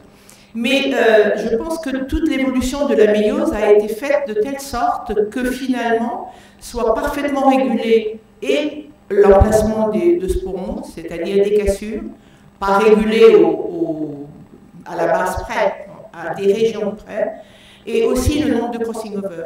Et je pense que probablement ce que dit l'expérience de Raphaël montre qu'on peut aller plus loin, mais c'est toujours en jouant sur les deux types de crossing over. Et si on enlève les crossing over interférents, on va enlever le crossing over obligatoire. Et donc, je pense que c'est très bien de jouer sur la... C'est pas pour être négative, hein, mais je pense qu'il faut avoir en tête le fait que ça peut être quand même dangereux de trop augmenter la combinaison au défaut. Ça peut peut-être améliorer un peu, mais je ne suis pas sûre que pour l'espèce, ce soit un plus. Moi, je peux bien commenter là-dessus. Si on obtient plus, on va créer des monstres, mais les plantes cultivées sont des monstres. D'un point de vue évolutif. Ce sont des exceptions, ce sont des cas qui sont pas viables naturellement sans la patte de l'homme. Je voulais juste rebondir sur ce que disait André Gallet tout à l'heure. Alors, je suis parfaitement d'accord avec tous ces commentaires, peut-être parce que j'ai moi-même été formé à l'agro par un certain André Gallet, qui a fait la boucle. Effectivement, augmenter la combinaison, très probablement, il faut le faire en pré-breeding ou en tout début de breeding. Donc, l'avenir aussi pour l'application, c'est d'être capable d'induire ou d'éteindre. D'induire cette augmentation puis de l'éteindre. Alors, à volonté, aujourd'hui, la solution la plus simple, c'est simplement la ségrégation. C'est des mutations qui sont récessives, donc on peut simplement envisager un plan de croisement un peu complexe. S'il y a une mutation cellulaire, si on a 2 ou 3, ça commence à être plus compliqué, mais simplement ségrégeant la mutation, on peut augmenter la combinaison puis l'éteindre. Ce qui serait le rêve, mais on a déjà demandé il y a 20 ans de trouver un spray magique qui augmente la combinaison. Je crois qu'on n'en est pas encore là. Yves Lespinès. Je reviens à la pierre philosophale. Il me semble que la pomixie, au niveau des espèces végétales, c'est un caractère qui s'hérite. Je me souviens de travaux de Savidan, peut-être que Denise a dû le connaître, qui effectivement, travaillant sur une espèce tropicale, avait donc établi l'hérédité de ce caractère. Dans l'espèce que je connais bien, le pommier, au sein du genre pommier, le pommier cultivé n'est pas apomictique. Par contre, il y a au sein du genre des espèces qui sont apomictiques. J'ai mémoire d'une espèce tétraploïde, mais de plusieurs espèces triploïdes. Donc là, effectivement, le mécanisme, ce serait intéressant de voir comment on peut arriver à des espèces triploïdes apomictiques. Et justement, l'une de ces espèces, pour revenir à la pierre philosophale, a été retenue par une collègue allemande pour en faire un porte-greffe du fait de ce caractère apomictique, mais qui n'est pas à 100%. Du fait de ce caractère apomictique, elle a proposé cette espèce comme porte-greffe qui, au lieu de passer par le marcottage, qui est une opération un peu lourde, permettait de semer effectivement des graines de cette espèce pour en faire un porte-greffe. Donc merci pour peut-être dans l'explication du niveau de ploïdie que j'ai jamais élucidé. Alors, un commentaire, effectivement, il y a un certain nombre d'espèces qui sont apomictiques, et dans plusieurs espèces, il a été montré que c'était contrôlé assez simplement génétiquement. Dans plusieurs cas, simplement par deux loci, un qui contrôle la parthénogenèse et un qui contrôle la mitose à la place de la méiose. Jusqu'à présent, il n'y a rien de publié, mais je crois qu'il y a des choses dans les tuyaux pour identifier les gènes qui sont derrière. Les gens qui ont essayé d'identifier les gènes qui sont derrière, en gros, c'est l'approche alternative. Soit elle construit des novo, mais c'est l'autre approche, soit on comprend comment ça marche dans les espèces apomictiques pour pouvoir ensuite les transférer. À chaque fois, ils sont repartis sur des problèmes génétiques un peu complexes, de type polyploïdie et de type région qui ne recombine plus, le locus de l'apomixie, qui est dans une région hétérochromatique hyper divergente, dont la taille est plus grande que le génome d'Arabidopsis. Donc voilà, c'est des choses qui sont toujours en cours, mais c'est pas si simple de dire je vais cloner les gènes de la pomixie, manifestement, c'est compliqué. Et dans le cas du maïs, effectivement, une tentative d'introgression depuis une espèce apparentée au maïs pour amener le caractère pomitique a aussi échoué pour des raisons qui sont un petit peu obscures, mais probablement à cause d'un déterminisme génétique plus complexe, sauf un gène, mais enrobé dans une variation génétique qui est la conséquence secondaire de la pomixie. Si autre question, oui, monsieur.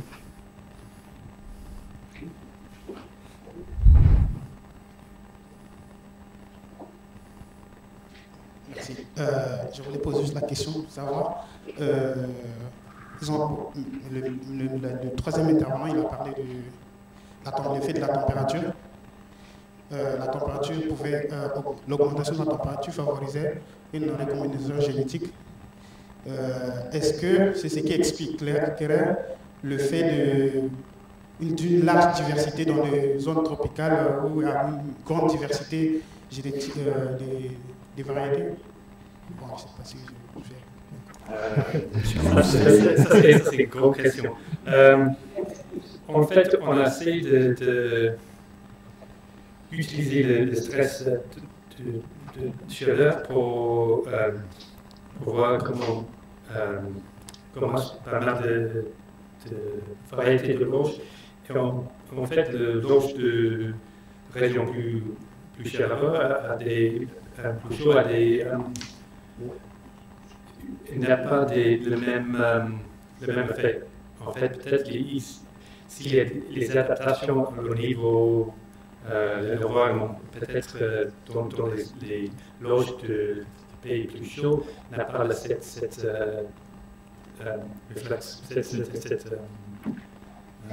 manière de changer moins d'effet sur la fertilité et peut-être aussi sur le micronisme. Je crois que c'est un truc plutôt de adaptation pour l'ignorant. Je crois. Je sais pas.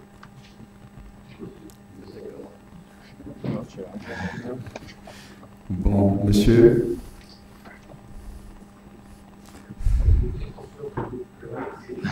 Bon, monsieur Ramsey. Chez Arabidopsis, on a vu qu'en combinant les mutants... Pouvez-vous vous lever, je vous prie? Comme Raphaël a montré, chez Arabidopsis, quand on combine les mutants de différentes voies, on a un effet soit additif, soit multiplicatif sur l'augmentation de l'organisme. Est-ce que vous, dans votre laboratoire, vous avez à la fois le stress température combiné avec un stress phosphate?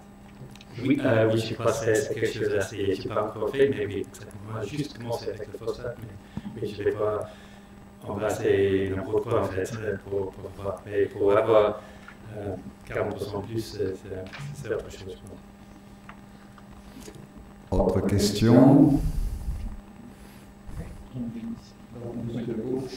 Donc, c'est une question. Malheureusement, il n'y a personne de l'INRA de Clermont qui travaille sur le blé ici. Mais en fait, bon, quand on regarde un petit peu en général sur tous les chromosomes, donc on a une augmentation des taux de recombinaison quand on s'éloigne du centromère. Mais il y a quand même des exceptions dans lesquelles il y a des endroits du chromosome, on a des grands pics de recombinaison. Par exemple, le chromosome 5A du blé, est-ce qu'on sait pourquoi?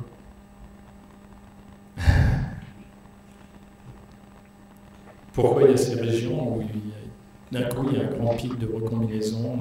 C'est l'origine de ces... En fait, on sait pas bien pourquoi autour c'est misé. Oui. Plutôt. Ah oui, d'accord.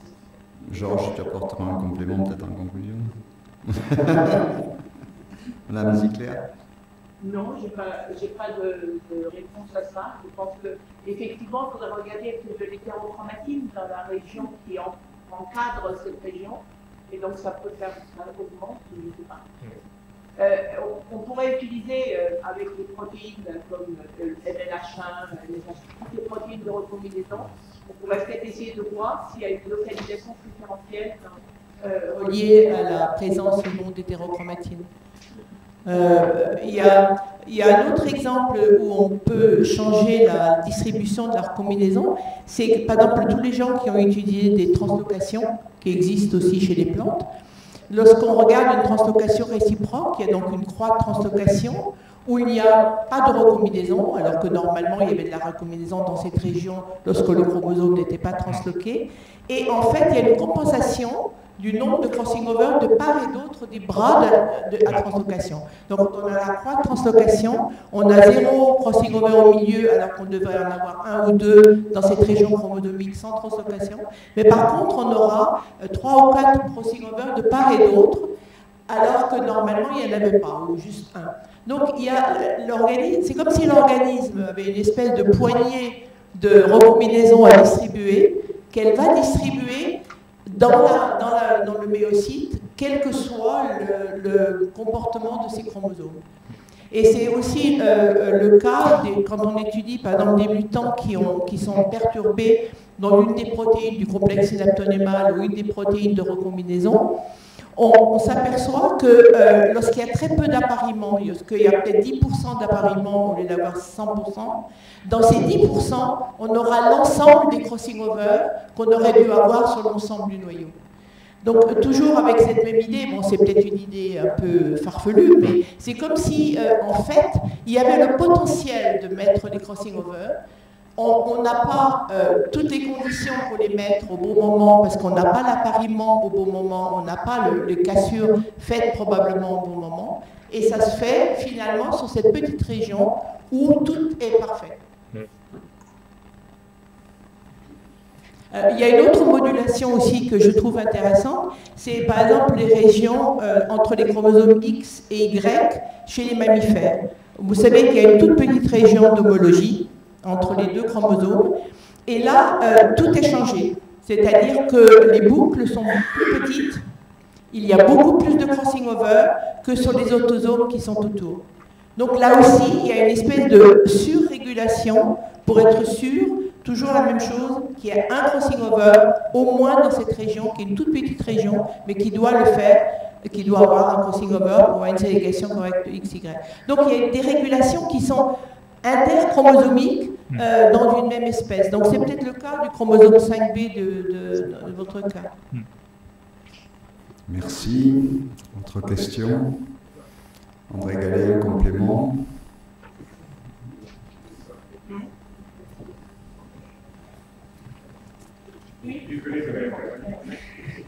Non, moi je voulais revenir sur l'optimum du nombre de combinaisons par chromosome.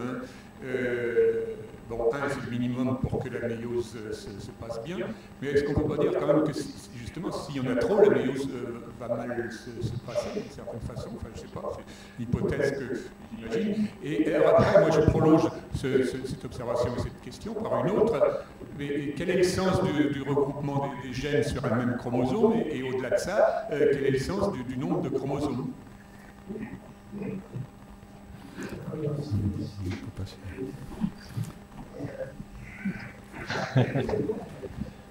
On arrive aux questions les plus globales, donc les plus complexes.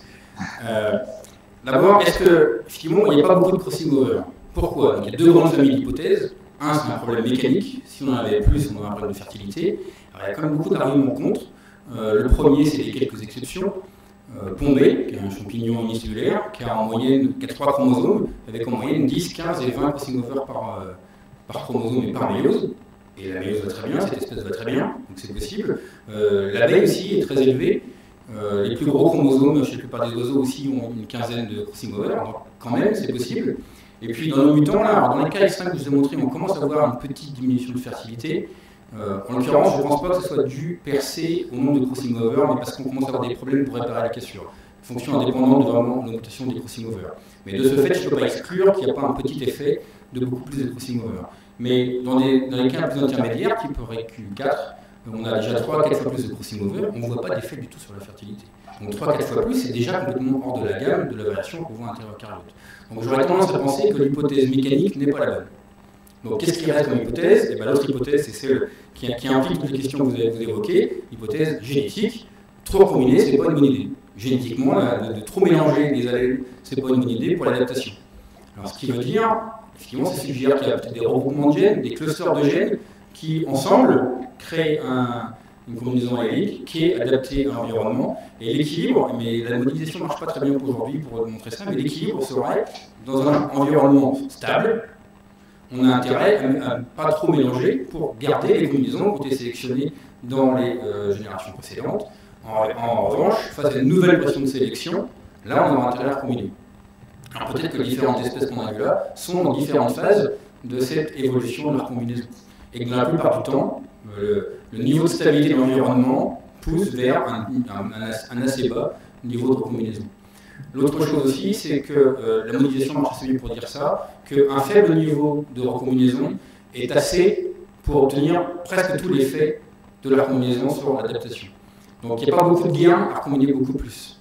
Mais cette explication, moi, personnellement, ne me satisfait pas complètement, parce que si c'était neutre d'avoir plus, bon, on devrait en voir plus de temps en temps. Alors, quand même, cette distribution vraiment très poussée vers bas me suggère qu'il y a un effet négatif à avoir trop de recombinaisons.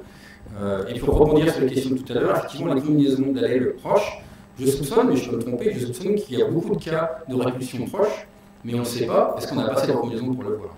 Donc, ces mutants hyper recombinants vont nous permettre d'aller explorer ces questions-là. Est-ce que si on va chercher les QTL, alors qu'on a 10 fois plus de recombinaisons, est-ce qu'on va voir apparaître un nombre de QTL important qu'on n'avait jamais vu avant? Ça, c'est l'objet de travaux à venir.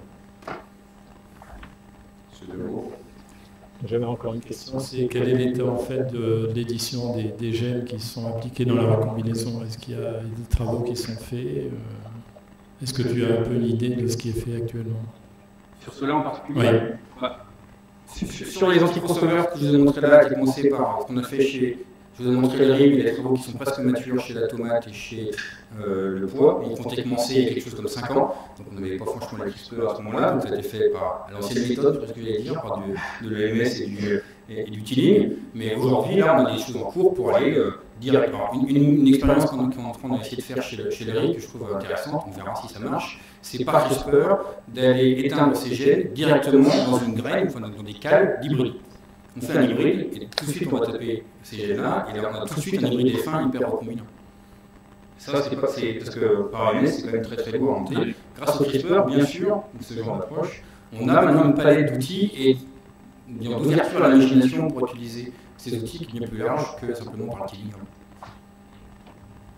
Mais tout ça est en cours, c'est en pleine évolution toujours. Et la recherche, financer la recherche. Merci. Autre question? Oui, monsieur. Je vois pas la tête de la madame.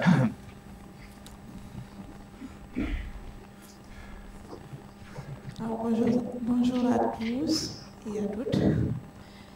J'ai une question en fait qui n'est peut-être pas que de la combinaison méiotique, mais c'est en fait pour savoir quel est l'intérêt en fait de faire de la combinaison méiotique. Quel est l'enjeu en fait pour l'alimentation de demain, surtout ça en matière végétale?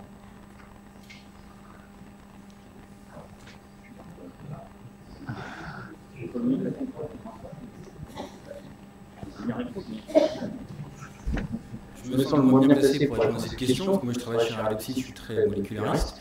Mais c'est l'amélioration des plantes en général. C'est clair que l'amélioration variétale, aujourd'hui, répond à ces enjeux qui sont devant nous, de produire mieux, de meilleure qualité et face à des contraintes environnementales fortes. Donc, l'amélioration des plantes, c'est pas la seule solution, mais c'est partie du panel dont on a besoin pour répondre à ces contraintes. Et donc ça, ce qu'on propose ici, ce qu'on discute aujourd'hui, c'est des moyens d'optimiser cette amélioration des plantes pour être capable de produire plus facilement, plus rapidement, de meilleures variétés pour répondre à ces enjeux-là, tout en parallèle.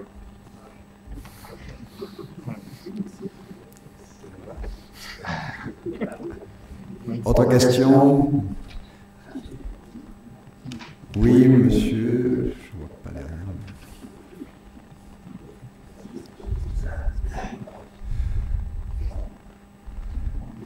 Merci, bonjour Daniel Prat. Est-ce qu'on peut impliquer des rétrotransposons dans le contrôle de ces éléments de recombinaison, ou est-ce que leur positionnement peut avoir un rôle dans leur contrôle? Merci, je crois que c'est pour vous. Alors, de ce que vous avez montré tout à l'heure avec la position des combinaisons dans le sauvage et dans les mutants, alors on corrèle bien sûr plein d'informations génétiques dans le génome, et une des corrélations, c'est bien sûr avec les densités en transposons. La densité en transposons est aussi corrélée au niveau de l'utilisation générale de la région, à la distance centromère, tout ça est un peu connecté à tout le monde. Ce qui est clair, c'est que l'hétérochromatinisation, qui est liée beaucoup à la densité en transposons, inhibe la combinaison. Donc ça, c'est un des facteurs. Si on est très hétérochromatinien, on est complètement fermé, on n'a pas accès à ce qu'on, on n'a accès aucunement à la machine pour faire de la recombinaison. Mais ça n'explique pas tout sur ces régions péricentromériques. J'ai au moins deux contre-exemples pour ça. D'une part, chez les cerisiers, où il n'y a pas d'hétérochromatine péricentromérique, et pourtant il y a une inhibition de la recombinaison autour du centromère, donc il y a autre chose. Il y a même maintenant quelques travaux récents qui ont montré qu'il y avait des protéines spécifiques du centromère qui inhibaient la recombinaison. Il y a un mécanisme actif qui, je pense, se surimpose sur deux couches supplémentaires, qui est l'hétérochromatisation et les facteurs crossing over qui sont encore une troisième couche. Il y a au moins trois couches, à mon avis, pour ces régions hétérochromatiniennes, pour les péricentromériques, pour limiter la recombinaison. Très bien. Est-ce qu'il y a d'autres questions? Non. Bon, bien, je pense qu'on va clore le débat en remerciant donc Madame Ziegler, M. Mercier et M. Ramsey pour l'exposé et surtout pour également pour les réponses à toutes les questions qui leur ont été posées. Donc il appartient maintenant à notre confrère Georges Pelletier de conclure cette séance. Donc, quelques mots de conclusion. Nous avons vu que le cycle perpétuel méiose, gamète, fécondation, méiose, et ainsi de suite, est propre aux eucaryotes. La méiose y joue un rôle essentiel dans la redistribution d'informations génétiques qui conduit aux gamètes. Redistribution des chromosomes, paternels et maternels, mais aussi et surtout en combinaison entre ces chromosomes, processus complexe qui a fait l'objet de cette séance. Alors ces échanges d'ADN entre chromosomes reposent sur des mécanismes moléculaires que partagent champignons, animaux, végétaux, et donc une grande partie des acteurs ont été, comme on l'a vu, au cours des exposés, récemment dévoilés par l'étude d'organismes modèles. Il demeure cependant encore énigmatique sur plusieurs points, comme par exemple la reconnaissance des chromosomes homologues, en particulier pour les génomes qui dérivent depuis plus ou moins longtemps d'hybridation interspécifique et qui sont assez courants chez les plantes cultivées. Le fait qu'on a beaucoup discuté, que quelle que soit l'espèce, fongique, animale ou végétale, quel que soit le chromosome, sa taille, le nombre d'échanges est maintenu à un niveau pratiquement identique et très bas, en comparaison du nombre de sites de coupure de l'ADN qui préparent à ces échanges et du choix systématique de l'homologue pour les réparer. Optimum évolutif, l'hypothèse de Raphaël, ou conséquence d'une machinerie partagée.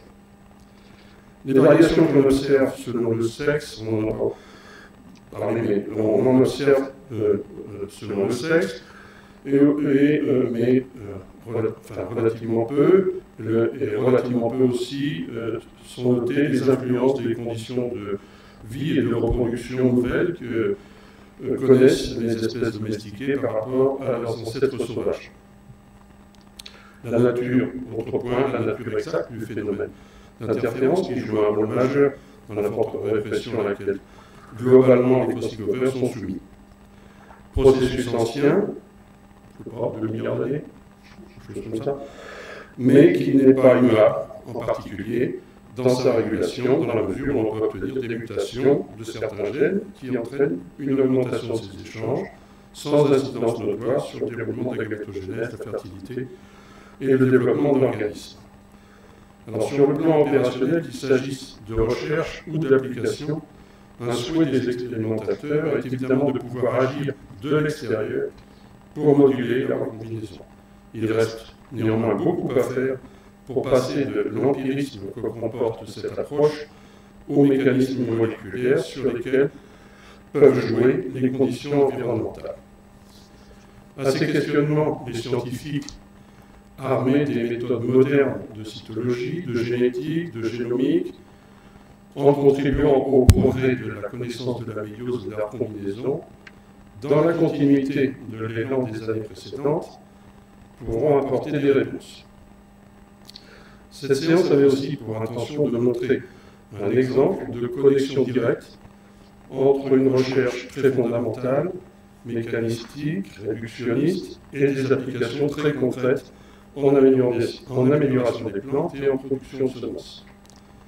Dans le domaine végétal, en augmentant le taux de recombinaison, on peut ainsi augmenter la résolution des cartes génétiques, donc faciliter l'identification des gènes responsables de tel ou tel caractère. On a parlé tout à l'heure de la pomixie, et probablement que la possibilité dans laquelle on est actuellement de connaître les gènes qui sont derrière, c'est une limitation dans la recombinaison entre les locus responsables de la pomixie et le locus correspondant qui ne porte pas ces caractères, le locus qui doit être probablement très très grand au niveau du chromosome. Ce n'est pas certainement un seul gène.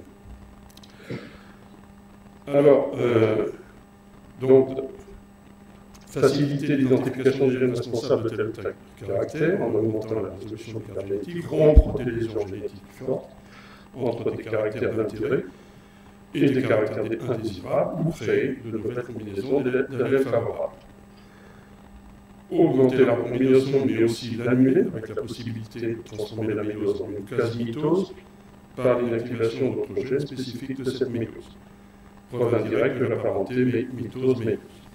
Mais aussi espoir de pouvoir un jour multiplier par graine un embryon dérivant d'un tel gamète, autrement dit, la reconstitution du phénomène d'apomixie présent chez quelques centaines d'espèces végétales où des structures hétérozygotes peuvent être reproduites par graine, autrement dit, reproduire des hybrides à partir de leur récolte. Variante, d'application de ces travaux, on n'a pas parlé, mais c'est aussi pouvoir tirer d'un individu ou d'un clone élite repéré qui a une structure hétérozygote, on peut penser aux fruitiers par exemple, des lignées complémentaires qui par croisement reproduiront cet individu. Pour atteindre ces objectifs, de nombreux programmes sont en cours, ils ont été évoqués, sur différentes espèces cultivées. Il est clair qu'il conduirait à une véritable révolution pour la création variétale avec des conséquences considérables sur la production de semences en termes de diversité, de qualité et de retombées socio-économiques. Donc nous sommes en présence d'un excellent exemple de science et d'application de la science. Sur un plan plus général, il ne fait aucun doute que les responsables de notre pays et des instituts de recherche sauront mesurer l'importance des enjeux des développements de la biologie cellulaire et moléculaire du XXIe siècle et profiter du dynamisme de ces scientifiques pour soutenir résolument non seulement la recherche fondamentale, mais également ses applications. Loin du brouhaha médiatico-politique, ces responsables ne seront jamais tentés d'adopter, alors que s'accélère le rythme des découvertes, l'attitude circonspecte qui consiste à prétendre organiser une veille active, délicieuse expression, qui invite plutôt à la somnolence. Au contraire, leur impulsion n'aura d'égal que celle de pays si devant émergents comme la Chine, car ils seront renforcés tout à la fois les moyens matériels et humains de la recherche, la formation des enseignants et l'attrait des filières correspondantes pour les jeunes générations étudiantes qui se détournent, on se demande pourquoi, de la biologie et de la génétique végétale. Rêve ici, réalité ailleurs. Merci.